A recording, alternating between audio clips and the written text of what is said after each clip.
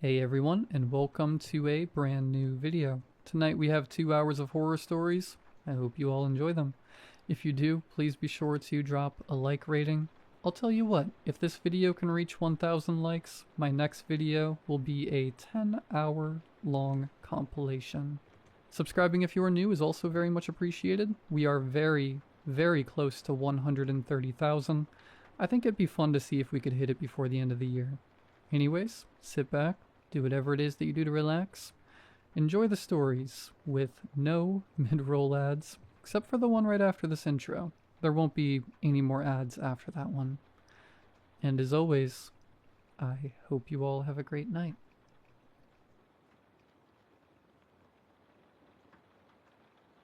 Warning, check your back seat. I wasn't worried about the message when it first popped up. It's one of those things they put in these days to make sure no one leaves a child in a hot car, I guess. It had never shown me that message before, but I figured maybe a passenger had left a purse on the floor or something and it was detecting the weight. There wasn't anything there though. I looked under the seats and everything. Even ran my hands along the back edge to see if there was a wallet or phone stuck in the crack. I didn't think that sort of thing would set off the alarm, but the car was still fairly new, so I couldn't be sure. Regardless, nothing was there. I'd forgotten about it by the end of the next day, honestly, but when I pulled into my driveway and turned off the car, there it was again on my dashboard. I checked the back seat again. Still nothing. I hadn't had any messages from passengers looking for any lost items either. Maybe this was just a thing the car did. Just a general warning to remind drivers to check the back seat every time they got out.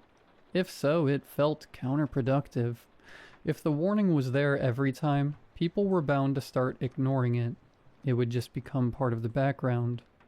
Also, I was sure that the car hadn't been doing this for the first several months I'd had it. On the other hand, this was the sort of change they might have pushed through a software update. There could have been some new legislation. Some lobbying group pushing to have this warning on permanently, like the meaningless parental advisory stickers on music. I looked online that night, searching through car forums and news posts for any mentions of this warning. I couldn't find any indication that it was supposed to be happening every time I turned the car off. In fact, it didn't seem to be showing up for anyone else. This problem was only in my car. Clearly it was just a bad sensor. It was probably still under warranty, but in order to get it fixed, I'd still have to leave it at the dealership for a day, and the warranty wasn't going to pay my lost income for the day off. I told myself I could just ignore it. It was just a single line of text. I'd stop noticing it in no time. I was wrong. Every time I turned the car off, that message glared at me like a dire omen. I found myself obsessively checking the back seats every time I got out, even though I knew I'd find nothing. I vacuumed the car until not so much as a crumb remained. I checked the seatbelt latches. Everything was perfect, but the warning still appeared. I tried ignoring it. I averted my eyes when I turned the car off, but I could feel it glowing from the deactivated dash. See the phantom words printed across the darkness of my eyelids. I walked away from the car without looking in the back, telling myself that it was a waste of time and there was nothing to find. I knew I was right, of course, but I found myself wide awake at 3 in the morning, staring at the ceiling and thinking, what if? I ended up kneeling in the street, in my pajamas, with my phone flashlight on, looking under the seats for something I knew wouldn't be there. The back seat was as empty as always. The warning haunted me constantly. I only saw it when I stopped the car, but I knew it was always coming.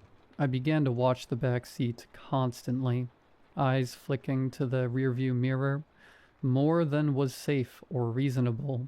My passengers noticed. My rating began to dip, with notes making concerns about attentiveness to the road. My tips suffered as well. Finally, I bit the bullet and took the car in to get the sensor fixed. The warning mocked me as I parked in the lot, daring me to go inside without looking. I wanted to. I knew there was nothing there, but if I claimed there was a sensor issue, and they found a bag or a box or some other physical object sitting back there, I'd look like I was too dumb to have just checked the back seats. I knew I had checked it. I had checked it 1,000 times, but I looked once more just to be sure. I explained my problem to the man at the counter. He typed some notes into his computer and said, "Gonna be a few hours until we can get you in." "That's fine," I said. "I'll wait." "You sure you don't have—" he began. I cut him off more emphatically than I intended. "There is nothing in the back seat. I have looked." All right, he said, raising his hands to placate me. "Just trying to save you some time in case." I went to look again after that. I really couldn't have stood being wrong at that point. It was empty. It was always empty. I knew every crevice of that back seat now. There was nothing there. I sat in the waiting room drinking coffee and playing on my phone. I was inexplicably nervous. I couldn't figure out why. It was just a sensor issue. They would find it and fix it. The problem would go away. It was crazy that I'd waited this long, that I'd let it get to me this much.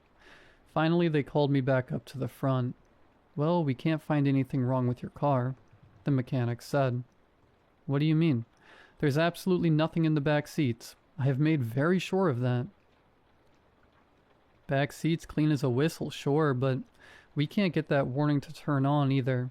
Not without someone in the back seat. It cuts on like it's supposed to with a person back there. But if it's just the driver, it doesn't show."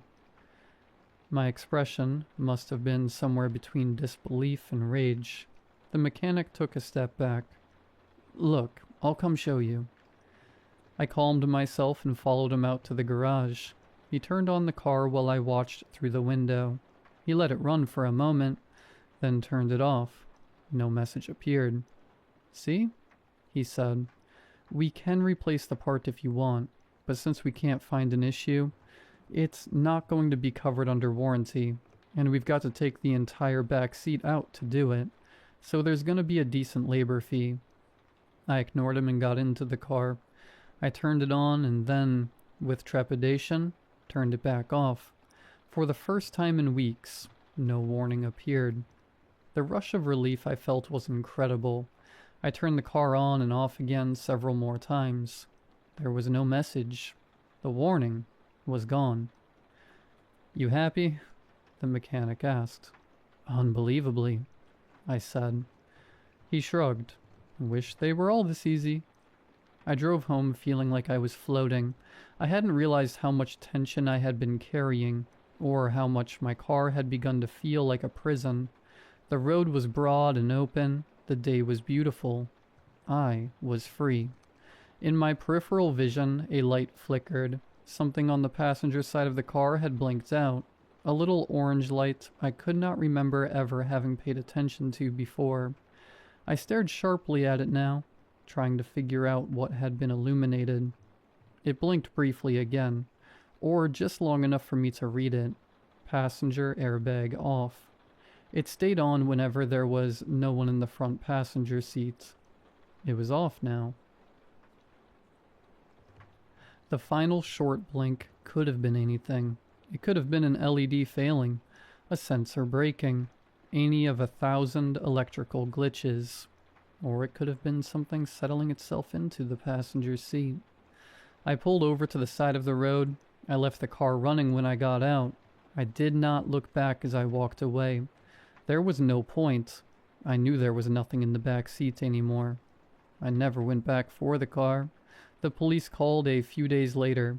They'd found my vehicle, they said. Some kids had taken it out joyriding. It was in bad shape. So were the kids. They were reviewing the dashcam footage, but did I want a copy for my insurance? I shouldn't have watched it. I knew that before I ever put the thumb drive in my computer. But I had to know. They were laughing at first, whooping and hollering as they sped away down the street, all clearly having fun at first. Pretty soon, though, One of them starts cautioning the driver to slow down. The panic starts then, screaming that the pedals don't work, the wheels won't turn, the doors won't open. All the while, the speed on the display is creeping higher and higher. It ends as you'd expect. I'm sure there'll be questions about why I left my car with the keys in it, whether I knew something was wrong. I suppose the clean bill of health I got from the dealership that day will be useful in proving my innocence. I'm not worried about that right now, though. My Ring doorbell is notifying me that there's someone on my front porch. But the camera shows nothing at all.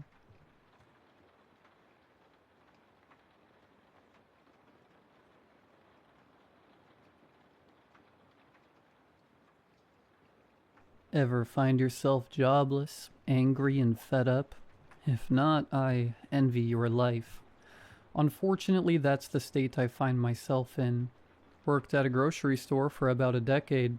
Customer decided to get rough with one of the other employees over some baby formula. One punch later, they're getting a couple $100 in gift certificates not to sue, and I'm out the door. I'd say funny how life works, but there's nothing funny about my situation. So here I sit, combing through Reddit for some horror to take my mind off my impending financial doom, watching 80s slasher films when that gets old, and rereading my Stephen King collection, of course. It'd be a good life if I wasn't sneaking ever closer to starvation. One day, though, I get a chat request. I accept it and see a phone number. My first thought is that it's for some kind of ARG. So, wallowing in shame, worry, and boredom, I give it a call. Thank you for calling Project Insomnia. How may I direct your call? An upbeat female voice says. Got sent this number on Reddit, wondering what everything is about. I reply. Good for you. I'll connect your call. The voice replies. After a few minutes of hold music, that's exactly as you'd expect, someone answers. Nathan, glad you decided to call. I've heard you're looking for employment and enjoy horror. Am I correct? A professional-sounding man says. I'm a little weirded out. I'm not the type to use my name. Of course that isn't my name but a stand-in, but I'm sure you all know that. Online much. And I certainly haven't been posting about my financial state. Till this, anyway. But people who run ARGs can get really into the weeds, so I don't think much of it. Right on both accounts. Why? I reply. We have an opportunity for you. 2 weeks of your time, using your skills. $20K. The voice says simply. God, I could use that money in real life, but hey, this will keep my mind off of things while I wait for some answers on resumes. Sign me up, I answer. Nathan, I think you're misunderstanding. We're not running any kind of game. I'm offering you money for your time. The voice sounds mildly annoyed. Really? I'll bite. What's the catch? Is this some kind of MLM pyramid scheme? What's going on? I ask. Details can be given in person. I'll send you a location. We can meet and see if you feel the job is a good fit. I'd request you bring a suitcase in case you feel like taking us up on our offer. There are many other people who have been chosen, and time is a factor, the voice explains. I get some mild BS vibes from his statements, but it's not like I have a full schedule. A couple of days later, I find myself in a small diner a couple towns over, sitting with a man in a plain black suit. He doesn't seem nervous, but there's a vigilance in his eyes, like he's used to watching out for things. Glad to see you've made it. You wouldn't believe how hard it is to get people to believe we're paying 20 grand, the man in front of me says. I would. I'm waiting for the part where you tell me it's split up over a decade and requires a 5K deposit. Before that, could I know who I'm talking to? I ask. You can call me Adrian, and I assure you what I'm offering is real. By the end of this meeting, if you so choose, I'll have the money in your account, is Adrian's reply. There's some silence. A waitress comes over. Anything I can get for you two? The middle-aged lady asks. Coffee for myself and a clubhouse sandwich with fries for my friend, Adrian replies. I'm not shocked that he knew what I'd order, more amused. Whoever these people are, they've dug into me. You're trying really hard to cultivate a mysterious aura. It's working though, so what's the job? I say. Simple really. We want you to watch horror, lots of it, for extended periods of time, and give your observations, Adrian says. Is this some kind of AI training BS? I'm not that desperate, I reply. No, Nathan, you will be watching real people, nothing artificial about it. But I know the question you're really asking. Why are we offering you so much money for something you do every day? Will you hope to get a call back from the sanitation office or a McDonald's? The answer is not going to be as exciting as you think. Your accommodations are going to be rather Spartan, somewhere between a small apartment and a prison cell. We need secrecy and a high volume of participants, hence the arrangement, Adrian explains. My food comes.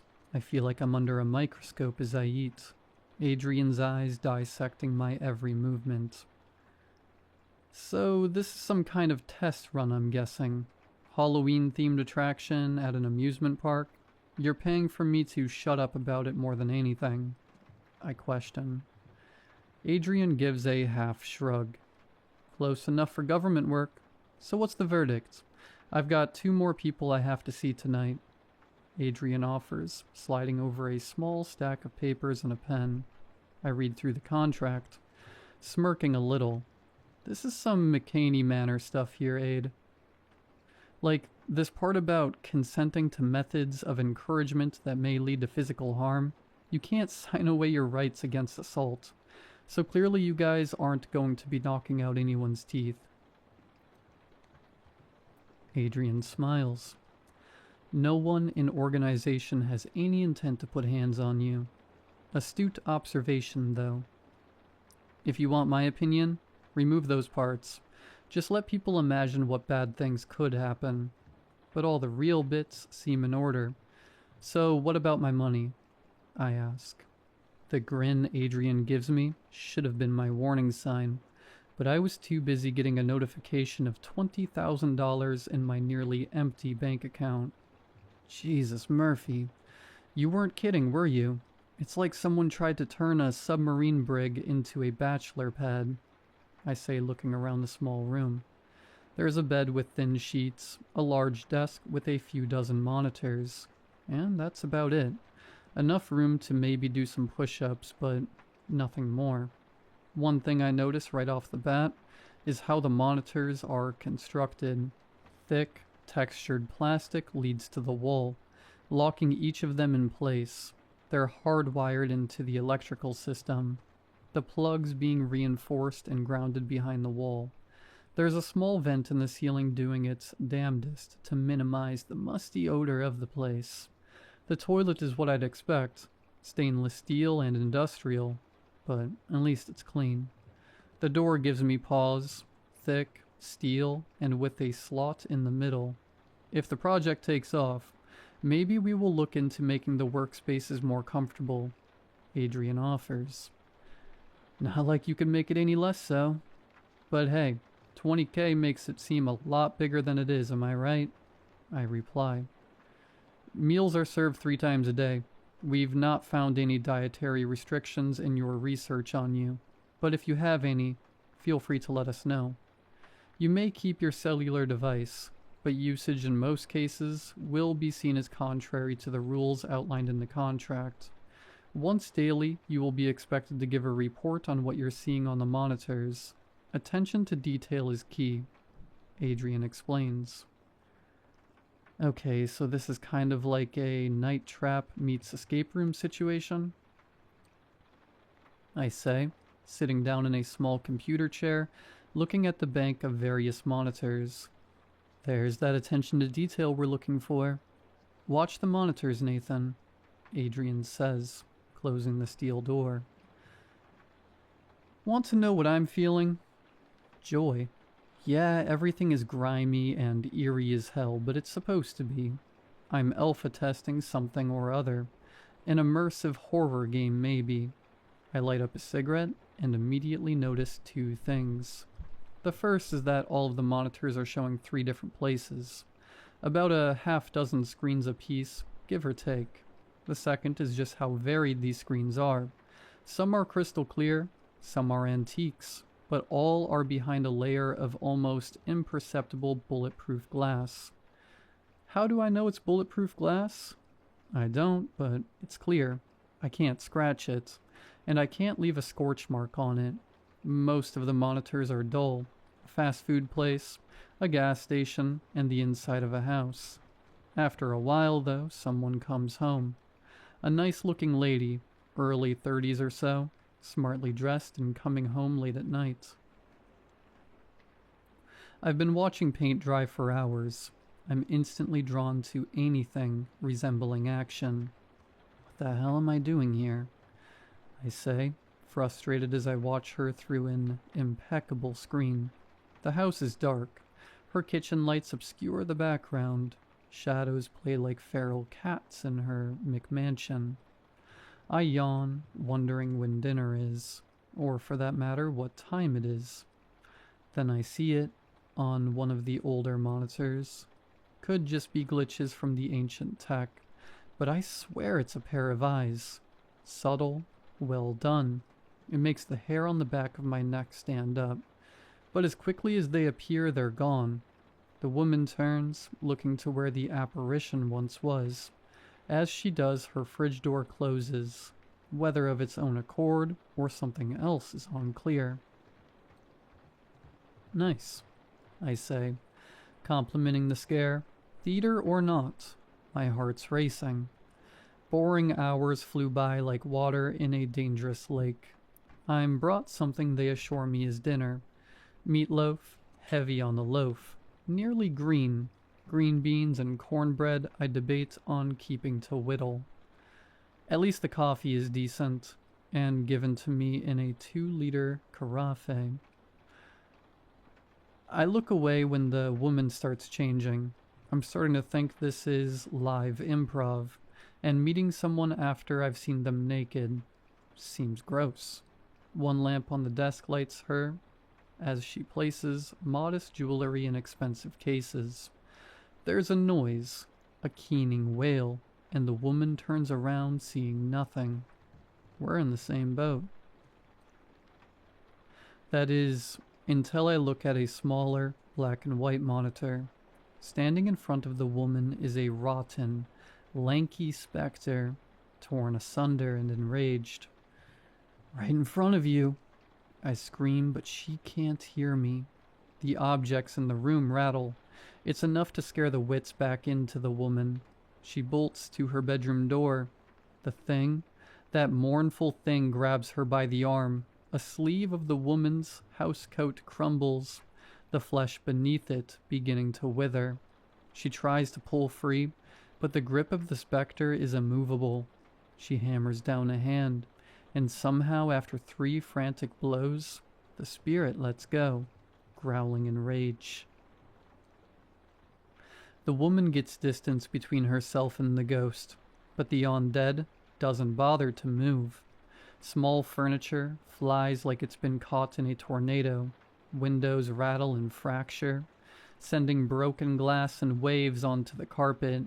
The woman takes a wrong step, lacerating her foot. She holds on to a banister for support. The ghost laughs. The woman rises as if she's been picked up by one leg. She's screaming now, begging. Blood pours from her torn foot into her eyes. The spirit dangles her in midair. Her arms begin to twist and warp, snapping and breaking. I try to cover the speaker, but it's no use. I hear her pain. For a moment she's still. Then, defenseless, she falls. The feed on that set of monitors cuts out. and I'm jarred back to reality, sweat beading, nails digging into the armrests of the cheap chair. Well done, guys. I'm not usually one for ghost stories, but that was damn near worth the time, I say to whoever is keeping tabs on me. A few more hours of staring at the screens and there's a loud klaxon, jarring in the small room. The monitors shut off and a pre-recorded voice says, "Now begins your 10-hour rest period." There's a handful of reasons I have trouble falling asleep, not the least of which is the amount of coffee I've had. A close second, though, are those noises. I've watched everything from Psycho, great, to a Serbian film, horrible, and not once has audio stuck with me so much. I'm woken by that same eardrum-punching tone. Before I can brush the sleep from my eyes, a breakfast is shoved through the slot in the door. It's about as well made as dinner was. More coffee, and half a cigarette later, I hear a voice from an on-scene speaker. "Hey, Nathan," the voice says. I can hear paper rustling. "That's me," I reply. "Hi, call me Percy. I'll be asking you a few questions about what you watched the previous day. If you have any for me, by all means let me know." The voice is level, friendly. "I was expecting Adrian, to be honest," I say. Percy laughs. This is a little below his pay grade. I'm just a guy working a job, like yourself. But nicer digs. I'm also not making 2K a day. I smile. "So what do you want to know?" I ask. "Well, I'd like for you to give me your overall impression of what you've seen, with particular attention to things that stood out, or may have seemed odd," Percy replies. "The format is neat. You'd think I'd get obnoxious, but those actors you hired, and those effects, make it worthwhile." I'd cut down a little on the dead air, though. The ghost was scary, especially the wounding around the face. Unique is probably the right word. The sound effects blew me away. One thing, though. Why did the ghost let go when that lady hit her? Didn't make any sense. Maybe if she hit it with a Bible or something, but as is, I don't know. Kind of killed the vibe. Seemed a little lazy or silly. I explain. "Good catch, Nate. I'll have the higher-ups take a look into that. Not a bad way to earn a few grand, eh?" Percy replies. "It'd be better if I wasn't hanging around with the ghosts of my own farts. That vent isn't doing a damn thing," I joke. The next 3 days go by in much of the same way. I scan the monitors till something spooky happens, and do my best to point all the plot holes and stupid things I find. Not that there's much to pick apart. The variety alone makes things worthwhile. I'm seeing ghosts, demons, a couple of slasher villain types, and a handful of different creatures. Despite the sponge baths and stale air, it's honestly a dream job. But I wouldn't be posting here if the dream didn't turn into a nightmare. Day 5 shows me what this place is really about. Breakfast comes, the same as always. A dish I dub Greg's, due to their color and my love for a good port matcha. I answer some questions on the last thing I watched. Some kind of monster fight club. Seemed way too action-oriented. More like fantasy than horror, really. And get ready for another day. My selection consists of an empty barn, a deep forest, and... Adrian, I said in the interview, no AI BS. I'm out. Open the door, and if you want your 20K back, you can see me in court. I'm not going to be part of the downfall of art, I say. No reply. My issue is, I'm recognizing one of the places I'm watching on a set of monitors. Kumar's Comics. Now, I'm not much of a geek, but I've been known to buy a comic or two, and while I'm not in there every day, I know the owners well enough. Kumar and Jasprit Patel. A little over middle-aged, and the kind of folks that truly love what they do. There is no way. Other than some kind of generative special effects, I'm watching them. Guys, I'm serious, I say. I try to sound enraged, but I hear the anxiety in my voice. It's $20K, I whisper to myself, justifying tossing my artistic morals to the wind. The more I watch, the more people I know I see, the more I'm actually impressed. I hate saying anything good about AI, but if I didn't know better, I'd swear I was actually watching cameras hidden in the shop. The longer I watch, the more I think that this can't just be some kind of special effect.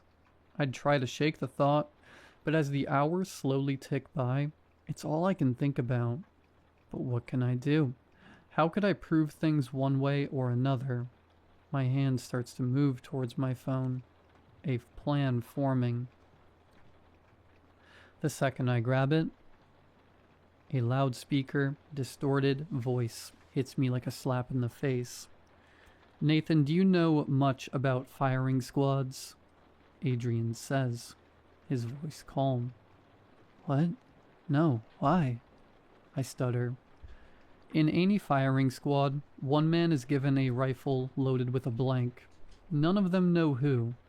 The reason why is that certain actions carry a weight, one that's too heavy to carry for most. No matter how noble the intention, it leaves that sliver of doubt that maybe you didn't really do anything. It's how most members of a firing squad sleep at night.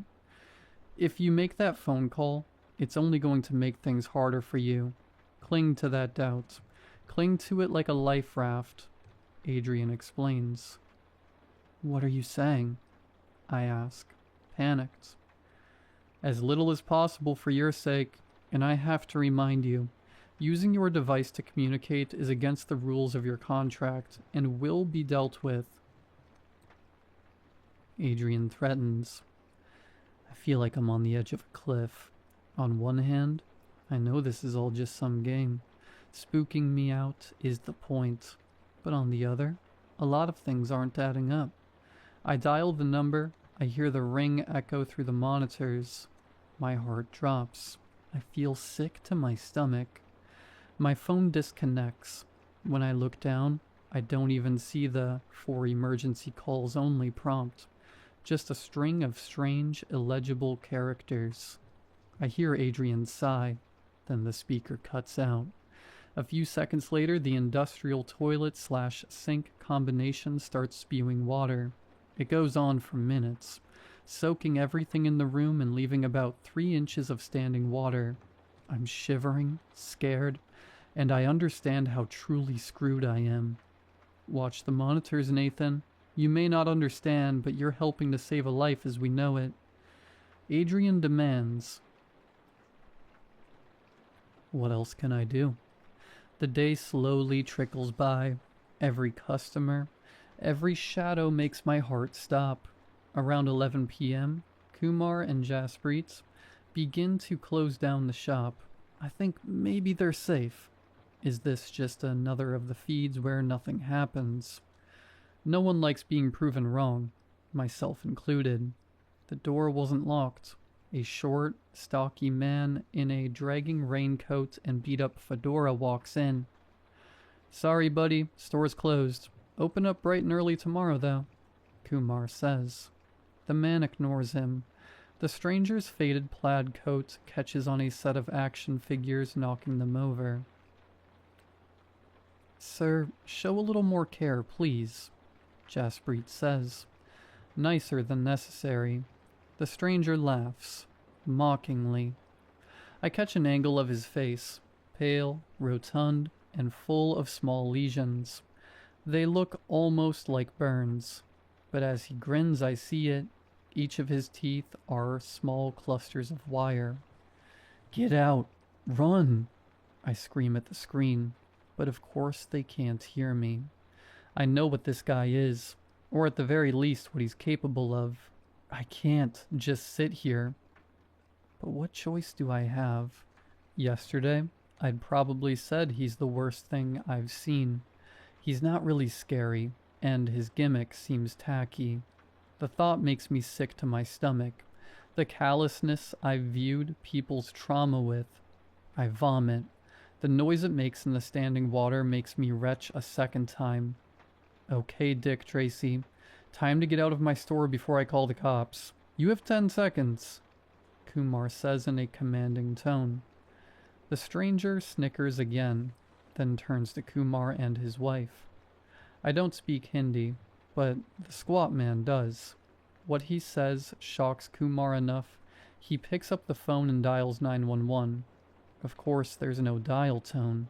The lights flicker, then dim, then go out completely. Kumar and Jaspreet use their phones as a light, trying to find their way to the door. They reach it, but it doesn't budge. Kumar begins to rattle the door. There's an electric, arcing sound. Then above them is a twisted grin made of arching wire. I don't catch most of the violence. By the time the stranger sinks his teeth into Kumar, they both dropped their phones. The feed cuts out. I feel lightheaded, like nothing is real. But it is. All of it. I just watch people I know get killed by a C-list urban legend. I don't sleep. By the time I hear Percy, I'm staring angrily at a wall. Hey, I've got about 10 seconds to talk. You need to think about this like getting drafted into a world war. It sucks. It's going to change you. But it's for the fate of the world, Percy says, his voice panicked. Why the hell are you doing this? Why are you killing people? I scream. We're not. Every place you're watching is the result of months of research. And even then, it doesn't always pan out. But the higher-ups, they don't mess around. Do your time, get out. Don't let anything get in the way of that, Percy pleads. From then on out, things don't feel interesting or exciting. Knowing what I know, the violence hits home. It messes with my head. The worst are the stupid ones. The kind of things I'd share with my friends for the sole purpose of mocking the writer. Something about a creature or spirit that can be accurately described as cringeworthy. Taking someone's life is shocking and dismal. Then there's the cell itself.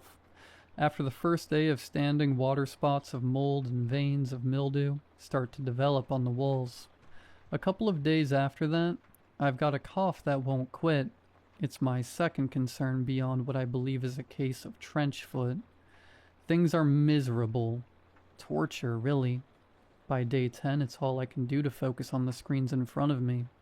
I'm running a fever. One of my toes is turning a foul shade of green. That morning's breakfast comes with a familiar-looking stack of papers. I laugh, then cough. I see blood in the phlegm. It's a contract. Another 2 weeks of my life to have the water drained and some antibiotics. Of course, there's another $20K in it for me. But at this point, I'd burn the goddamn money just to get out of here. But truth be told, I don't know if I'm going to last another 4 days without medical attention, and air without spores in it. I sign. Of course I do. It's not like I have a choice.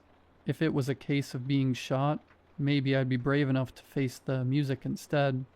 But the thought of dying slow, infected death in this sodden cell terrifies me. There's no happy ending here.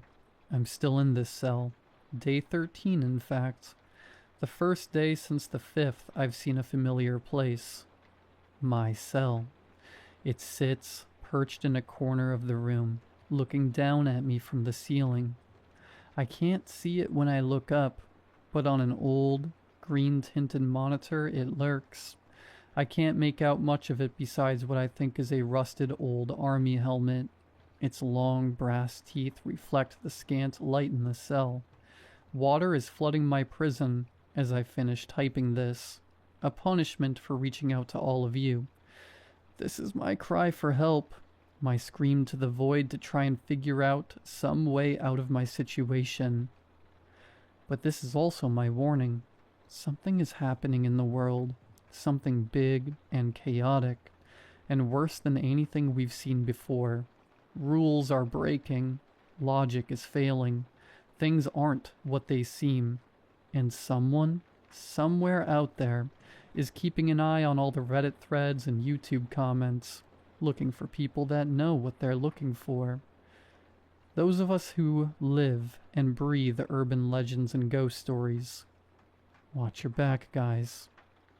I don't know what else to say.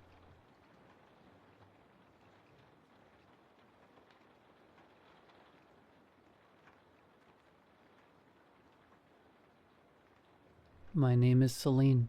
The title of this post is something I have whispered to myself for over a decade, but never dared to type out. People worry about your mental health when you talk about ghosts. They worry even more when you tell them you are living with one. But I'm 36 now. I'm established, I'm stable, and I'm far enough away from the event to look at it clearly. I need to get this down because I looked at her this morning, really looked at her, and I realized the truth is undeniable. To understand what I have now, you have to understand what I lost. It started 15 years ago. I was 21, living in a cramped, drafty apartment in Montreal, with the love of my life, Marianne. We were young, stupidly in love, and perpetually broke. Marianne was everything I wasn't. I was quiet, anxious, and prone to overthinking. Marianne was a firecracker. She was loud, she laughed with her whole chest, and she had the most piercing, impossible blue eyes I have ever seen on a human being. She was my anchor, until the night I let her drive away angry. The argument was stupid. It's the cliché of every tragedy, isn't it? We fought over money. We were short on rent, and she had spent a little extra on concert tickets for my birthday. I should have been grateful. Instead, I yelled. I told her she was irresponsible. I told her she didn't take our future seriously. The last words I said to her were, "Just get out. I can't look at you right now." So she did. She grabbed her keys, her eyes swimming with tears that made that blue look like a stormy ocean, and she slammed the door. 2 hours later, the police were knocking. Black ice on the hallway. She had lost control of our beat-up Honda and went over the guardrail. She died on impact. The weeks following the funeral are a blur of gray. I don't remember eating. I don't remember sleeping, really. I just remember laying in our bed, staring at the empty spot beside me, smelling the fading scent of her vanilla shampoo on the pillowcase. The guilt was a physical weight. It sat on my chest like an anvil. I had killed her. I convinced myself of that. If I hadn't yelled, if I hadn't kicked her out, she would be safe in bed. I was a murderer. That was when the activity started. At first, I welcomed it. It began small. I would come home from my waitressing job to find things displaced. A picture frame turned face down. The cabinet doors in the kitchen wide open. The temperature in the apartment would plummet, leaving my breath visible in the air despite the radiator clanking away at full blast.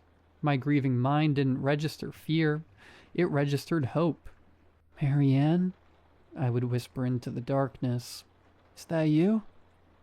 I assumed she was back.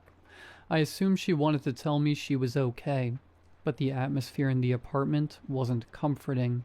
It was heavy. It felt oppressive, like the air pressure before a tornado.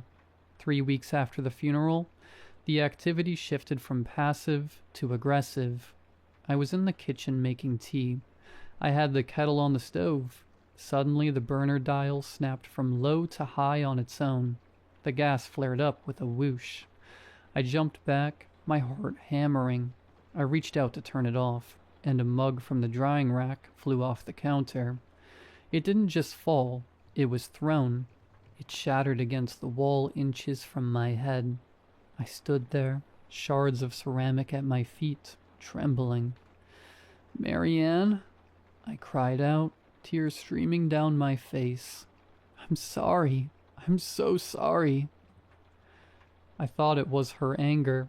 I thought she was trapped here, furious at me for the way we left things. I deserved it, I told myself. She wanted to throw things. Let her. I deserved every bit of it. But it got worse. The nights became unbearable. I would wake up at 3 a.m. to the sound of heavy, wet breathing right next to my ear. Not the soft breath of a sleeping partner, but a raspy, guttural sound. When I reached for the lamp, the bulb would pop with a deafening crack, plunging me back into darkness. Shadows began to pool in the corners of the room, taller and darker than they should have been. They seemed to stretch toward the bed. I stopped sleeping. I became a ghost of myself, dark circles under my eyes, shaking through my shifts at work. The culmination happened on a Tuesday in November. It was a month after the accident. I was lying in bed, fully dressed, because I was too terrified to change into pajamas anymore. I was staring at the ceiling, waiting for the sun to rise. The silence in the apartment was deafening. Then the temperature dropped. It wasn't gradual. It was instant. The air went freezing cold, so sharp it hurt my nose to inhale. I squeezed my eyes shut. "I'm sorry, Marianne," I whispered. My mantra of guilt. Something grabbed my ankles. It wasn't a gentle touch. It was a vice grip, strong and painful, like two bands of steel clamping down on my bones. I gasped, my eyes flying open. I tried to kick, but my legs wouldn't move. With a violent jerk, I was ripped down the mattress. I screamed, I clawed at the sheets, desperate for purchase, but the fabric just bunched in my hands. I was dragged off the foot of the bed, my hips slamming hard onto the hardwood floor. The grip didn't let go. I was being pulled across the floor of the bedroom, toward the open closet door. The closet was a gaping maw of darkness. "Marianne, stop, please!" I shrieked. I grabbed the leg of the heavy oak dresser as I slid past. The friction burned my palms, but I held on. The force pulling my legs was immense, threatening to dislocate my hips. I was sobbing, hysterical, kicking wildly with my feet against empty air. Suddenly, the grip vanished. I didn't wait. I scrambled up, scrambled into the corner of the room and curled into a ball, hyperventilating. I stayed there until dawn broke, watching the closet, waiting for her to come back and finish me. I looked at my ankles in the morning light. There were bruises, distinct, finger-shaped bruises, but they weren't the size of Marianne's hands. Marianne had small, delicate hands. These marks were large. The fingers were too long. A cold realization settled in my gut. That wasn't Marianne. Marianne had a temper, yes. She could be fiery, but she was never cruel. She would never hurt me physically. She loved me. Even in our worst moments, she loved me. Whatever was in my apartment, whatever was dragging me toward the dark, wasn't the woman I loved. It was something else. Something that fed on misery. And I was an all-you-can-eat buffet. I was terrified to go back to the apartment, but I had nowhere else to go. I spent the day walking around the city, freezing in the November wind, dreading the sunset. That evening, as I approached the front steps of my building, I saw something sitting near the communal trash cans. It was a cat. It wasn't scrounging for food, and it wasn't fleeing from the noise of the street. It was sitting perfectly still, its tail wrapped neatly around its paws, watching me. It was a calico, mostly white with patches of orange and black. I stopped at the bottom of the stairs. The cat stood up and let out a soft merp sound. It walked right up to me, winding through my legs, rubbing its cheeks against my shins. I reached down automatically to pet it. The fur was soft, surprisingly clean for a stray. Then the cat looked up at me. The breath caught in my throat. The eyes, they were blue. Not the greenish yellow or amber typical of cats. They were a deep, striking, impossible electric blue. They were her eyes. I fell to my knees on the sidewalk, ignoring the cold concrete. I stared at the cat, and the cat stared back with an intelligence that felt jarring. It bumped its forehead against my nose, purring, a sound like a small engine. "Hey," I whispered, my voice trembling. The cat didn't run away. When I stood up and unlocked the front door of the building, the cat trotted inside ahead of me, as if it owned the place. I hesitated, then followed. It climbed the 3 flights of stairs to my apartment door and sat there, waiting for me to turn the key. I opened the door. Usually the dread would hit me the moment I crossed the threshold, the heavy, malicious atmosphere. The cat walked in first. It strutted into the center of the living room, sat down, and let out a long, low hiss. It wasn't hissing at me. It was staring at the dark hallway leading to the bedroom. The fur along its spine stood up in a rigid ridge. I stood by the door, paralyzed. The cat held its ground. It let out a growl that sounded too deep for its small body. Then it strode forward, into the hallway, into the bedroom. I heard a thump like something heavy falling, and then silence.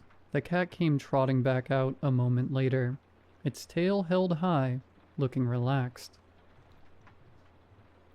It walked over to the couch, Marianne's favorite spot, jumped up, curled into a ball, and went to sleep. For the first time in a month, the apartment felt empty, but in a good way. The heavy pressure was gone. I didn't kick the cat out. I named her Marianne. It felt sacrilegious to anyone else, I'm sure, but it felt like the only option to me. Things changed after Marianne the cat moved in. The supernatural activity didn't stop immediately, but it changed. It felt like a war being waged, but I was no longer the soldier. I was the civilian being protected. One night, I was watching TV. The air grew cold again. The familiar scent of ozone and rot began to creep in.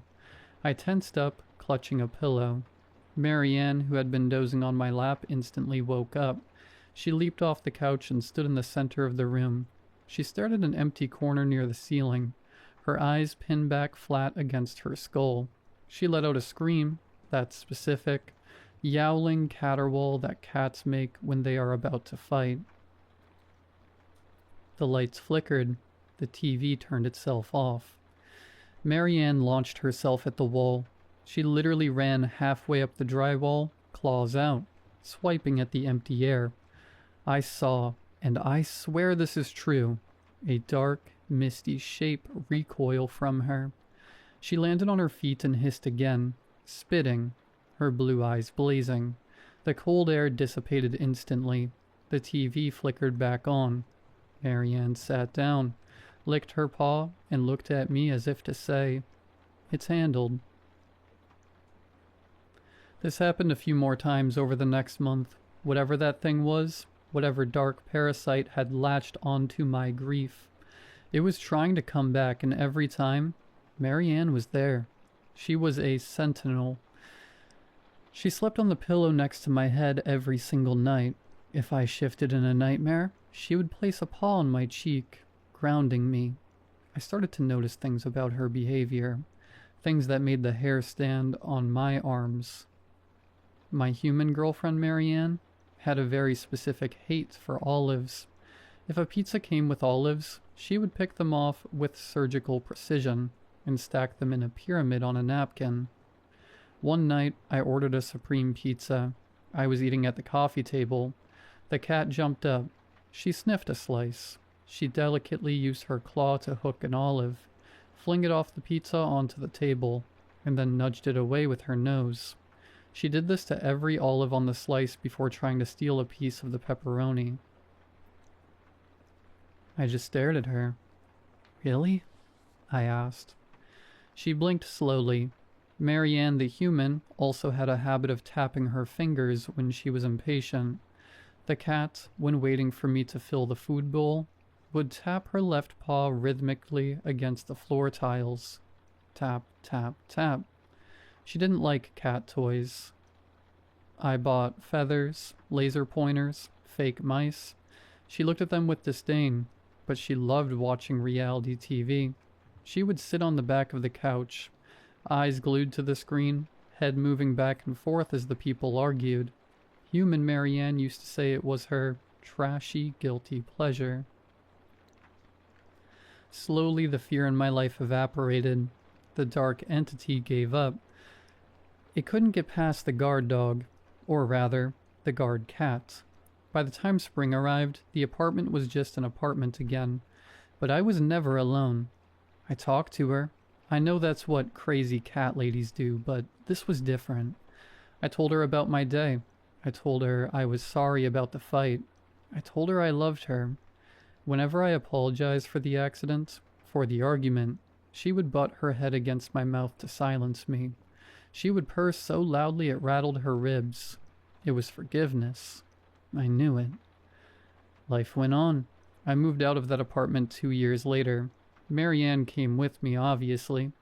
I went back to school. I got a degree. I started a career in graphic design. I dated a few people, though it never really worked out. It's hard to bring someone home when you feel like your dead ex is judging them from the top of the cat tree. And that brings us to today.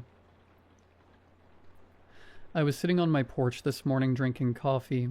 Marianne was sunning herself on the railing. I realized the date, October 14th. It has been exactly 15 years since the accident. It has been 15 years minus 3 weeks since I found the cat. I looked at her. 15 years is a long time for a cat. A cat at 15 is usually slowing down. They have gray hairs around their muzzle. Their eyes get cloudy with cataracts. They sleep 20 hours a day. They have trouble jumping onto high surfaces. Marianne looks exactly the same as the day I found her. I mean exactly. Her fur is pristine, silky, and vibrant. There is not a single white hair on her black and orange patches.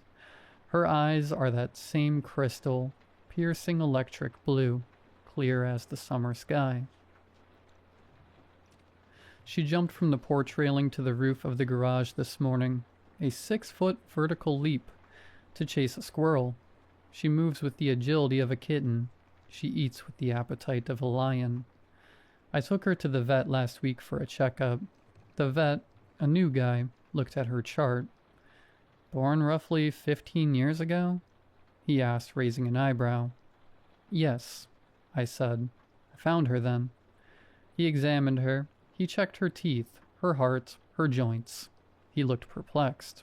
He took an x-ray just to check for arthritis.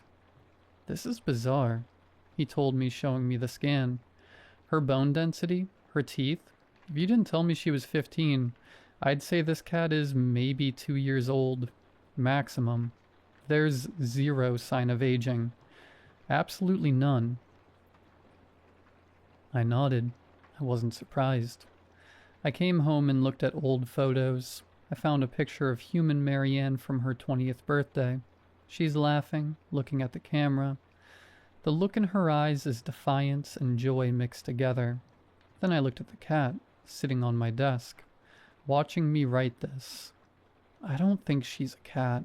I mean, she is a cat biologically, I suppose. But the spirit inside, the thing looking out through those blue eyes, the entity that attacked me 15 years ago wanted to hurt me. It was drawn to my guilt, but Marianne, she fought it off. She came back. She found a vessel that would let her stay. I've read about this kind of thing. Reincarnation, possession, spiritual attachment. Usually spirits move on. They fade, or if they stay in an animal, the animal eventually ages and dies. But she isn't aging. She isn't leaving. I stroked her head a few minutes ago, running my thumb over her ears. I whispered, "You're not going anywhere, are you?" She let out a short, sharp meow. It sounded like no.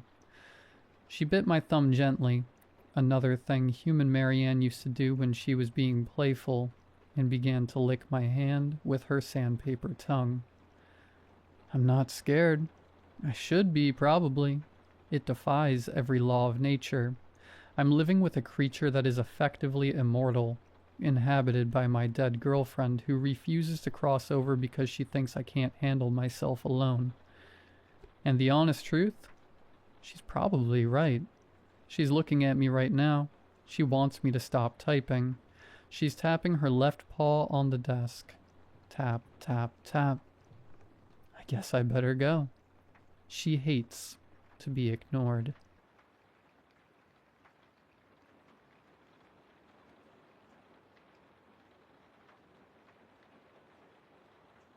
It is just a kid's book. A title spelled in rainbow blocks. Thick pages. Almost a baby look, really. The recommended age is 3 to 5. Zoe and I found it in a dusty box in the storage room at Colvin Preparatory School. Mrs. Lemon, the owner, tries to make us feel better by calling us after-school teachers, but we are babysitters. The most teaching we do is remind the kids to not pick their noses during snack time. Our real job is to keep the kids safe, and at least somewhat entertained while their doctor and lawyer parents make the money to pay the tuition. The work isn't glamorous or interesting, but for a part-time job, the pay is good. Private school and all. There were only a handful of kids today. Mrs. Lemon said it was a popular week for vacations. Seeking to make the most of her money, Mrs. Lemon assigned me and Zoe to clean out the storage closet while she watched the children. We weren't sorry. Cleaning out the closet was easier than corralling the kids.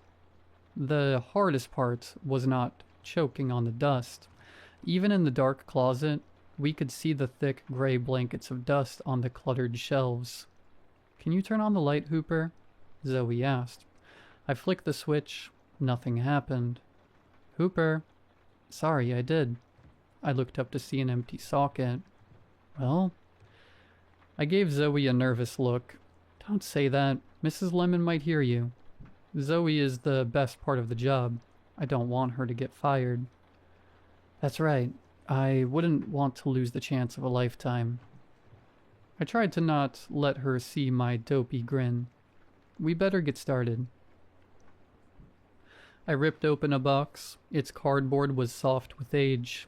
Manila folders filled with what looked like old personnel records. "Box of junk here." I looked back to see Zoe playing on her phone. I coughed to encourage her to get to work. "What about you?" She sighed and started to tear open the box closest to her. It was a smaller box about the shape of a pizza box. It sat crooked on a bigger box like someone had thrown it in the closet in a hurry. "Well, let's see." She tossed the strip of cardboard into the shadows and pulled out the book. From the fluorescent light in the hallway behind us, I could just see its cover. It showed a papier-mâché sun behind a platinum blonde girl smiling in a pink dress. Or it was supposed to be a girl. Walking over to Zoe to look at the book more closely, I saw it was actually a grown woman. She looked like a girl because she had sharp circles of blush on her cheeks and stone-stiff pigtails on her shoulders. Her toothy smile looked like it hurt. "What the hell?" I asked. Zoe didn't seem to notice how wrong the book was. She laughed at it like it was a tacky knick-knack. "Oh man, how long do you think this has been here? It's probably older than Mrs. Lemon." Put it down. Let's get back to work." Hold on, we have to read it." She sat down on a box and gestured for me to sit in front of her. I sat. I have never been able to tell a girl no. "Okay, quick." Zoe started to read like she was back in the classroom, trying to calm down a mob of kids. She turned the cover towards me with a dramatic flare. I looked away. The woman's smile was too bright. The national television network presents Sunny Sandy. I should have ripped the book from her hands right then. Meet Sunny Sandy. Sunny Sandy lives in Sunnyside Square, where the sun can never stop shining. Sunny Sandy is a good girl. She is always sunny. She is never sad, or angry, or tired, or hungry, or scared. That would be bad. Sunny Sandy is a good girl. She is always sunny. Always. By the time Zoe read always, the hairs on my neck were standing straight. I breathed a sigh of relief when she closed the book. I expected to see her sharing my fear, or, knowing Zoe, maybe rolling her eyes.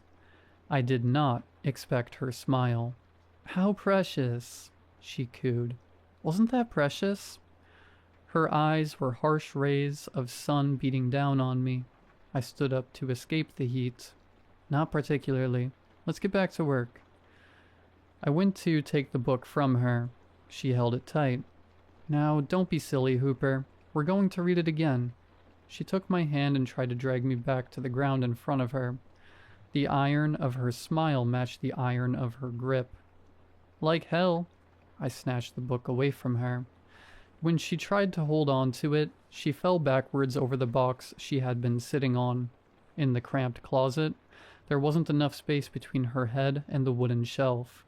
Her head cracked on one of the crossbeams on her way down. I dropped the book and rushed over to her. She was lying in a slump between the box and the shelf. Her arms and legs were stuck up like she was an insect on its back. Blood rushed from the crack of the back of her head. I couldn't see the wound, but the red pool told me it had to be deep. Through all that, she held her smile. "Come on," I shouted. I lifted her into my arms. "We have to get you to the hospital." Her voice was perfectly calm. "Thank you, Hooper. That's very kind of you." I took her to Mrs. Lemon, who drove her to the hospital. Between the crack on the wood, and when I laid her in the passenger seats of Mrs. Lemon's pickup truck, Zoe never stopped beaming. I watched the kids until their parents came for them. I played pretend with them to stop my mind from imagining what might be happening to Zoe. I didn't want to go home at the end of the day. I still hadn't heard anything, and I wasn't ready to be alone with my thoughts. Procrastinating, I went back to the storage closet. Standing in the hallway light, I saw the woman smiling up at me. I thought back to what Zoe had said. We're going to read it again. This book had broken my friend, but how? It was just a kid's book. I opened it.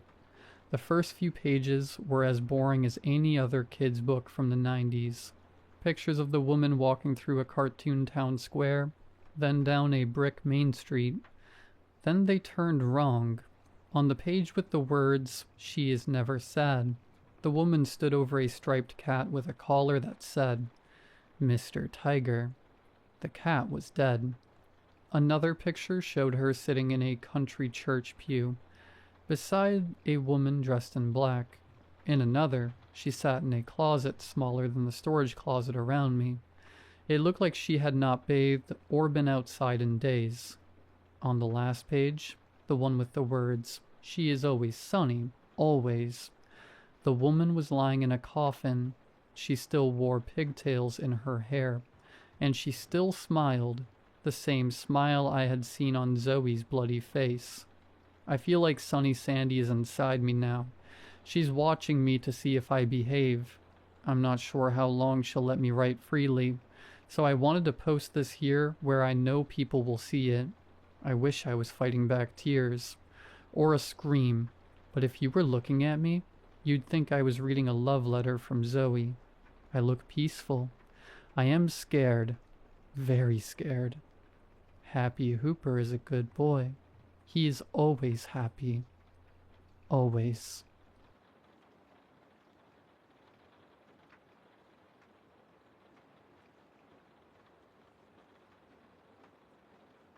It started a week ago when I got a notification on Instagram about a new follower. I got random requests all the time, so it didn't stand out at first. The username was Optimus.Prime33. Not exactly subtle, not exactly human.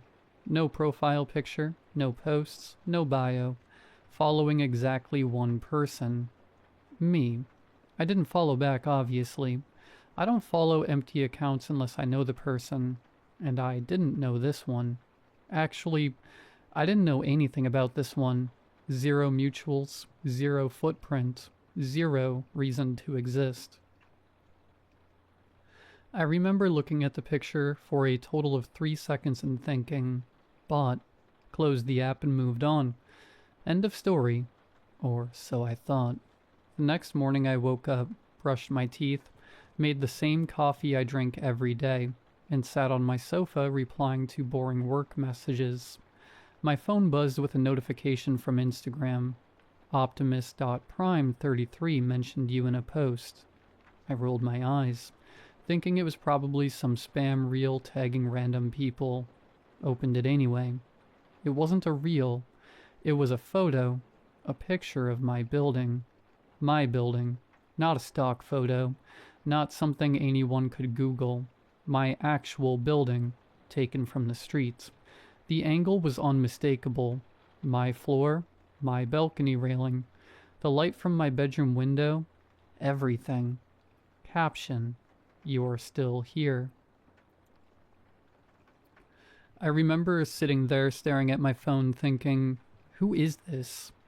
I clicked the profile again. Still private. Still no posts except this one. Still following just me. Still no followers. It felt like a blank mask staring back. I tried blocking him. Instagram behaved like it would. User blocked. But when I refreshed the page, the account was still there. Nothing changed. I tried again. Same thing. The account clung to me like glue. I shrugged it off and went to work because honestly, I wasn't about to lose my day over some idiot with a Transformers username. Later that afternoon, another notification. Another tag. This time it was a picture of me, walking to the lift, taken from the lobby. The lobby was empty when I left my apartment. I'm not imagining that. I didn't see anyone standing near the stairs or pretending to scroll by the wall. It was dead quiet, but the photo was taken from the corner, the exact opposite corner from where I was walking. The caption said, "You don't notice anything." That pissed me off more than it scared me. I commented under the post, "Who are you?" He replied instantly. Not a second of delay. Just a smiley face. I felt the hair on my arms rise. I don't know why that stupid smiley hit so hard, but it did. Something about the way he responded so fast. Like he was waiting for me to ask. I clicked unfollow out of pure irritation. All his posts vanished instantly. Like his profile wiped itself clean the moment I cut the link. When I followed again to check, he accepted immediately. No delay. Almost like he had been staring at his screen waiting for me to click the button. 2 days later, I woke up early from work. Earlier than usual because I had a meeting I didn't want to be late for, and I found another tag. A screenshot. My old Facebook profile. Like ancient old. Photos from college, cringe moments I'd forgotten I posted. People I don't even speak to anymore. He scraped something from an era of my life I barely remember and posted it like some kind of digital trophy. Caption, always liked this one. Liked what? The picture? Me? The life I had back then? I didn't know, and honestly, I didn't want to think about it. I started to get uneasy. Not terrified yet, just annoyed and unsettled. Like when you know a mosquito is in your room but you can't find it. Yesterday it escalated. I left work, walked toward my bike parked near the gate like always, and my phone buzzed. Another tag. A picture of my bike, same angle I see it from when I walk up to it, taken moments before I got there. I scanned the area thinking maybe some idiot from the office was messing with me, but nobody was standing around. Nobody was hiding behind cars or pillars. It was just empty. Caption, you really don't know me. Yeah, I don't. And that was the problem. Last night I sat on my couch for 2 straight hours scrolling through my memories trying to place him. School? No. College? No. Office? Definitely not. A friend of a friend? Nothing. A random neighbor? No. Someone I pissed off years ago? No idea. There was nothing. No connection, no shared history, no reason this guy should know anything about me. This morning things got real. About 40 minutes ago, he posted a picture of my doorbell. My nameplate, up close, clear as daylight. He had stood right there. Caption, back home soon? That was it for me. I grabbed my keys, grabbed my phone, didn't even check if the door was locked. Just walked straight out. Didn't call anyone, didn't tell anyone. Just walked fast and didn't look back. I must have reached the police station in 5 minutes flat. Probably broke a walking speed record. And now I'm sitting in this crappy plastic chair with people screaming down the hall and constables walking past without making eye contact. The fan above me is rattling like it's about to fall. My palms are sweating. And I'm typing all of this out because I haven't figured out how to explain this without sounding insane. Hi, sir. Some guy with a Transformers username is tagging me in pictures of my balcony. Yeah, great. Sounds normal.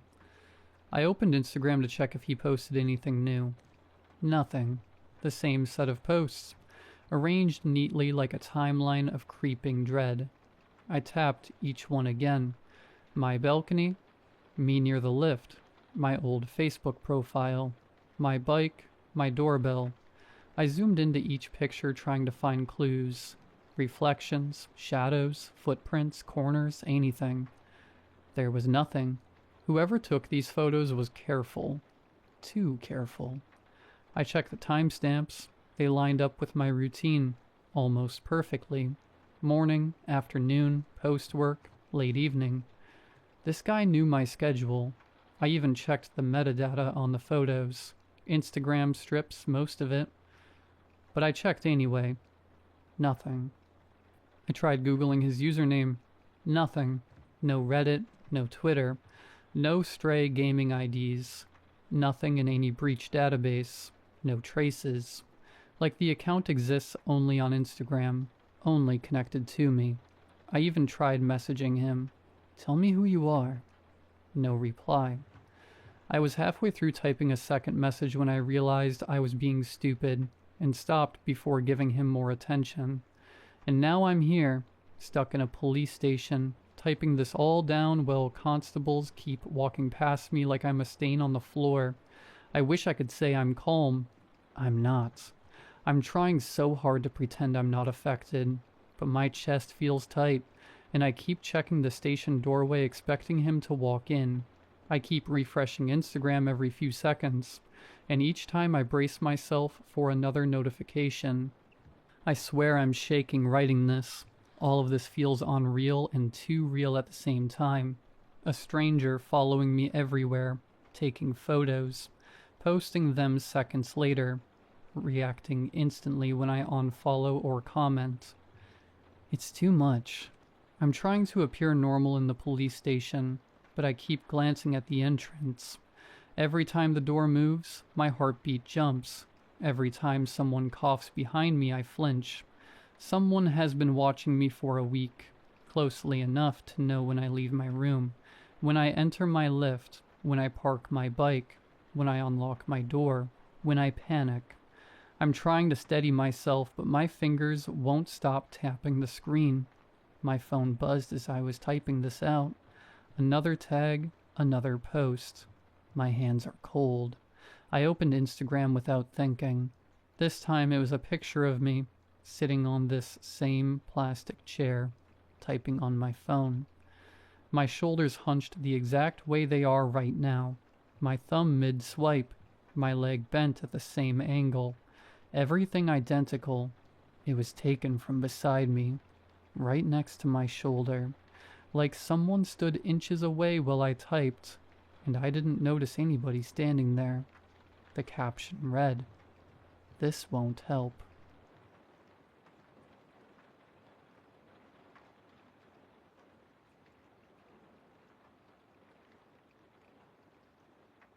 I was 9 when Dad began to crawl. I remember the summer had been a particularly long one, or at least it felt like it. It was one of those years that didn't go the way you expect years to go. We'd had no rain since January, and the sun came out suspiciously early, though the temperatures remained low well into June. and it seemed to get dark far earlier than it should have on account of the fogs that would roll in each afternoon to snuff the sunlight. I remember the unseasonable weather was the only topic of conversation among everyone in our town.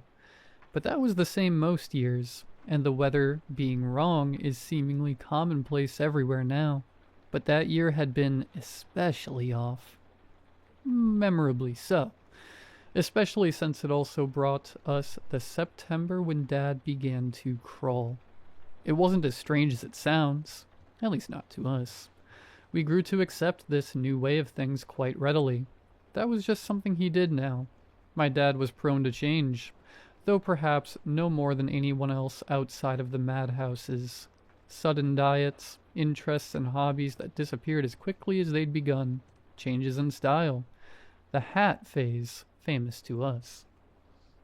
And he was in a habit of growing his hair long before shaving it all off and starting again. A little less growing back each time it came, though. If you were to look through our family photographs, you'd be forgiven for thinking a different man assumed the role of Dad each year, and, figuratively speaking, you'd be right. He was difficult to know. Not because he was especially guarded.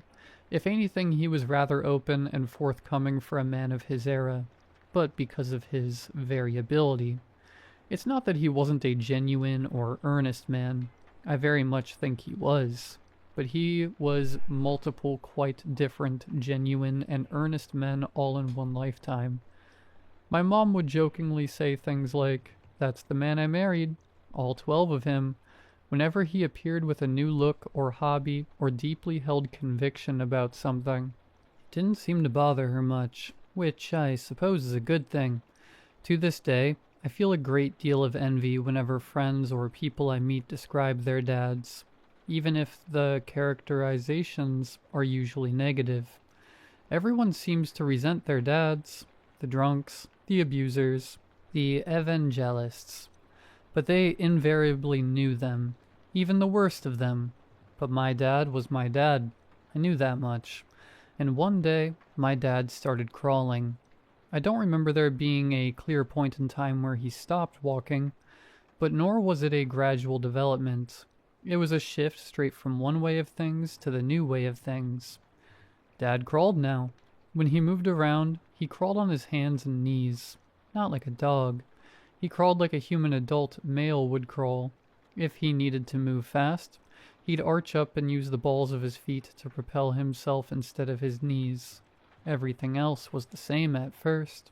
He'd still talk to us normally, still do his chores and errands, although where once he might have been able to reach a high-up cabinet, for instance, he would now climb his way up to it if he could, and as far as any of us could tell, he still loved us just the same, and we loved him too. I don't remember there ever being a situation where I felt embarrassed by him, even when he'd go out and about in town like that. I was getting to the age I was beginning to be embarrassed by a lot of things, and I'd even started having my mom drop me off around the corner from school so nobody would see us together. For no good reason at all. My mom was a perfectly normal-looking woman who dressed normally, behaved normally, and drove a normal car. It's just that sort of age where you resist being judged on what your parents are like. What, as even young kids suspect, you'll inevitably become. Yet despite my ordinary squeamishness about being associated with my parents, I had no such misgivings about Dad walking around with me on all fours. I don't remember anyone mentioning it, no strange looks or loud whispering, and none of the kids at school ever brought it up, even the ones who would routinely wield any reachable tool to degrade and humiliate me, to make me feel like less of a person than I was. In hindsight, it seems very odd that my crawling dad barely raised a glance, though I suppose it was not the oddest thing about that year. One thing that was nice, refreshing even, about my dad crawling was that it seemed to have stopped him developing new uncharacteristics. Once he'd gone down on all fours, he never found any new obsessions, never felt the need to change his appearance, never started exhibiting any new mannerisms or accents. It was as if all of that experimentation had just been a long process of discovery, trial and error leading him towards his final form, his final truth, that he was meant to crawl the earth rather than walk it. We're more aware now than we were then that people are often ill-suited for their lot in life, whether genetic or environmental, and that the only chance at contentment for many involves altering some of these things by force. For my dad, it seemed, this was the thing he'd had to alter. He didn't ever seem particularly discontented while he was vertical, though I can't definitively say he was happy either. I suspect the hobbies and other attempts at transformation would frustrate him when they didn't work as he'd hoped they would, and you could sense a certain lowness about him when this happened. Each phase would give a honeymoon period lasting no more than a week or two, before he'd either start to sway, gradually reintroducing prohibited foods, for instance, or outright change course quite suddenly. The shift from standard Protestantism to a kind of mystic scientism. Come to think of it, one victim of all this constant shifting and twisting around might have been his ability to have and care for a family.